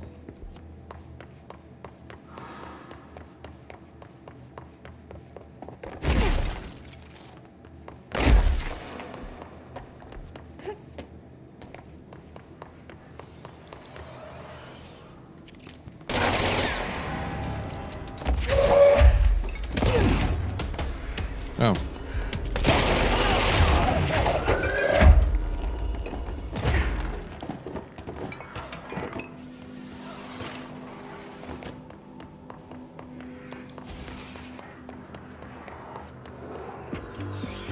You're listening to America Overnight, celebrating 29 I'm gonna listen to that after. There is a curious correlation with the yet unknowable forces in Multimedia. Yeah, let's listen to like this. There is a curious correlation with the yet unknowable forces intruding upon our world in the form of altered world events. These forces gravitate toward archetypal objects, a gun, a television, a supposedly haunted house. So clearly humanity affects this process. Our collective unconscious is a map of sorts. We hold the key, but we don't know how to use it. We create these archetypes through everyday life, popular culture, urban legends, but we are observing and influencing a complicated system in action. We can change the likelihood of something being a receptacle for these forces just by thinking about it. But we haven't found a method to control the outcome. And yet, there's something unique in us, in our dreams, in the conceptual reality with power with our minds. What's the cause and what's the effect? Are we the starting point or just a necessary evil in this? A byproduct, a reflection, a projection? We'll struggle to find the answers to these hard questions, or die trying. Okay, and we have one more. We used to play there all the time. Me and Dylan, and other. This one was it? I forgot which one was it. Make overnight. You're listening to a... Oh, my bad. Let's see. You're listening to America Overnight. mystifying the airwaves for more than 29 years. Thank you for staying up with us. Ghosts. We've had many callers over the years tell us of hauntings, voices, and other phantasmagorical phenomena. Today, friend of the show, Dr. Quincy Reagan, tells his story. Quincy. Thanks. This is something I experienced recently while staying at the Chili Pines Motel in Macon for last year's SuspiciaCon. I was in room 47. The night manager, an avid listener of the program, insisted I take this particular room. Now, the manager explained that years back, the body of a man was discovered under the bed, inside that wooden border that motel beds tend to have. And the body had been there a week, he said. Guests had stayed there, sleeping with the corpse a foot below them. They only found the body when housekeepers complained about the smell. Hauntings have been reported in room 47 ever since. I happily took the room. I fell asleep pretty quick, checking under the bed first, of course. No ghosts visited me, no chilly spots or flickering lights. But when I woke up, I found myself under the bed. Oh. It was dark and stiflingly hot. Luckily, I was able to push the mattress off and crawl out before I suffocated. The night manager was kind enough to find me another room. Oh. There you have it, listeners. What we call ghosts take many forms. Quincy was brave enough to tell his story, and I encourage you to keep calling and writing whenever you encounter something strange, something you can't explain. Maybe you're seeing colors that we have no name for. Maybe your toaster is possessed. Maybe remember, dear listeners, possessed. When no one else believes you, we do. America Overnight, we'll be right back. Superb. I love this. Correspondence, work chat. Guess who just had to expect an inbound delivery of like 100 teeny light little boxes? Me, that's one. You know what was inside each one? Single human tooth. Fucking gross. Case files. Ordinary summary. An AW occurred in the town of Ordinary, caused by an object of power light projector discovered by local children at the dump outside of town. When a specific set of slides are used in the projector, the projected images open doorways to other dimensions. Multiple slides were used by the children, resulting in the disappearance of the town's adult population. On August 30, 2002, siblings Dylan Faden and Jesse Faden, P7, so I'm P7, were playing at a local dump when they found the discarded slide projector. A team led by Director Trench and Dr. Darling arrived at the site on September 14. The AW had ended, but the team found the Faden children who led them to the slide behind the slides, which had been burned with the exception of one. Jesse escaped when agents attempted to detain the pair. All 17 surviving individuals were found in the town. All of them were brought in for questioning and tests. Okay. Altered examination request. Airplane wreckage. The airplane in question has been brought in from a private airfield located in the town of Cincinnati. It is suspected to be connected to the AWE and is being evaluated for altered status. The plane is currently being stored in the transit corridor in the containment sector, brought there through the New York subway tunnel, special access. Okay, urban legends centered on ghost stations, abandoned tracks. The plane's black box is currently being evaluated. Initial readings have been taken by a research team. Though no altered status has been yet to be detected. Ordinary AW stage 1-8 dump. The first slide was a room with dirty wallpaper and dolls on a shelf. There were lots of dolls. The house was empty. No one lived there. We played in there a lot. It was our secret playhouse. I went to school with Neil. Some kids called him Nosebleed Neil, like Neil Hosenberg. Missing. It was mean. He had asthma. Tom, likely Tom Barlow, missing, and his gang. Frederick Bardwell, Hugo. No one but his name was found in public records. Bully him. Brought Neil to the dump to play. Additional slide resignation house. Ordinary AW stage 4A. Jesse and me followed the dung monkeys to the cave. There was a lot of them. More of the kids from town had joined up. It was really scary. Jesse grabbed the projector and we ran as fast as we could. They chased us. I hurt my knee. Jesse tried to help me, but the dog monkeys were coming. The Dung Eater from Elden Ring. They were just about to get us, but then Neil showed up. Neil looked like a dog, like a melted dog, but I knew it was him. Neil said a lot of times he didn't like being a boy because Tom just beat him up. I think he liked being a dog. The projector wouldn't turn off, so we changed the slide to the hand. I heard her immediately. She promised to help. She said we should call her Polaris. It's because she was doing stars at school. Shooting slide resignation hand is verified and in bureau position and confirming existence of supernatural entity designation dog Neil. Intruding upon our world. In Okay. the form of altered world events. Hello.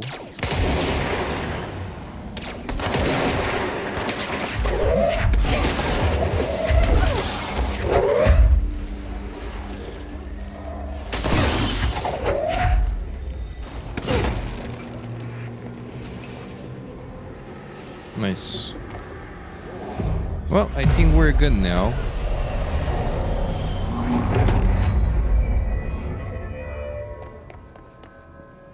Annual evaluation of Dylan Faden, formerly P6, performed by Dr. Carl Levine. The questions asked here correspond to the 5th iteration of the Gunner's psychological assessment. Are you ready, Dylan? Okay. Let's begin then. In a single word, describe the world I'll around try you. to close the camera. Wasn't Dr. too concerned. Darling is out of the building today. He's never out. Never visits, not since Roberts. To tell Darling it wasn't my fault. I couldn't control it yet, but I can now. I learned. Will you tell him? In a single word, describe the world around you. Prison. My bad. A cold, empty prison. Not even a poster on the wall. What is the next number in the sequence 3, 6, 9, 12, 15? 18. What day is it today? How the hell would I know? It's not like you give me a calendar. Fair You enough. find a rabbit in the woods. It is breathing, but not moving. You cannot see any blood. What do you do? Leave it. Expand on that. It doesn't matter. The rabbit's not real. None of it's real. What day is it today? Do you enjoy asking people questions that can't be answered? Is this what gets you up in the morning? What you dreamed of doing as a scared, stupid little girl? Can you describe a dog to me? In Ordinary, we had a friend. Oh. Nosebleed Neil. Yes. And when it all went crazy, you know what I mean. Nosebleed Neil turned into a dog. Or something like a dog. A werewolf? What day is it tomorrow? Fuck off! I don't know! There is no calendar! How can I fucking know? Dylan, calm down. Fuck you! Fuck you and fuck Casper! Hey! Are you watching this, you old fuck? Did you send your bitch because you're too scared of me? Where is Casper? Security, get a team in here. I need... Ooh. Okay. Ammo cost while levitating. Ooh, okay, that's interesting.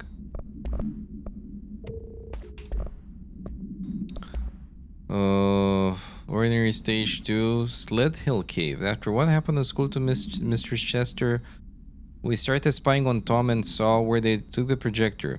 Tom and his troglodytes were using the Sled Hill Cave as their headquarters. That's where the projector was. They'd been using the temple slide, we called it that, but really it was a broken concrete thing, like a warehouse or a bomb shelter or something. Very dark. The Nut Mother lived there with her babies, children, I don't know. She was feeding Tom and the others her milk.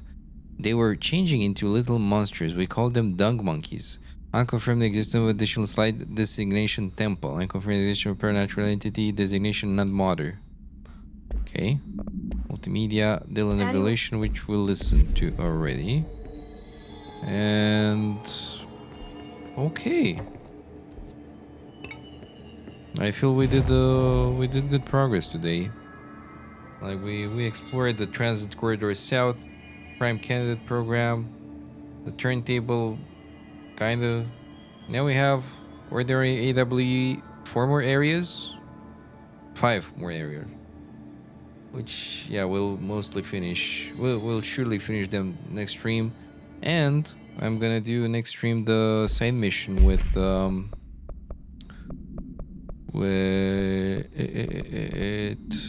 this Laxton's Runaways and locate the mirror and synchronicity. So we have 2 side missions. This one is pretty difficult, so I'm gonna wait a bit more until we level up. Where, I don't know. I'll do this after I have more warm up. And maybe I do a specific build, I don't even know. These are, yeah, endless missions, I guess. This one we can do next time when we start. So yeah, I think we're good. Very damn nice. So my friends. Oh, I pressed on credits by mistake. Oops. It went pretty well. I hope you enjoyed the watch. Oh, let me put some music. I don't know what music to put. I think I'm gonna put the same. 7 minutes. 7 minutes is all I can spare to play with you. Press. So I'm gonna rate A Man of Letters that's playing Witcher 3. I almost said The Witcher 4. So yeah, thank you my friends for joining in this nice, beautiful day of Wednesday. And yeah, I hope you have an amazing week ahead and see you soon. See you probably in the weekend, probably on a Sunday. Sunday? Yeah, maybe Sunday evening. Otherwise, see you next week. Yeah, this week is very full for me, sadly. Like tomorrow I have something. On Friday I have something. Saturday I have something. So yeah, it's a full week. So yeah, but a full and productive week. So yes, my friends, thank you once again for joining. Almost I'm hitting this, but yeah, thank you. And see you next time. Take care, my friends, and have a good one. Bye bye.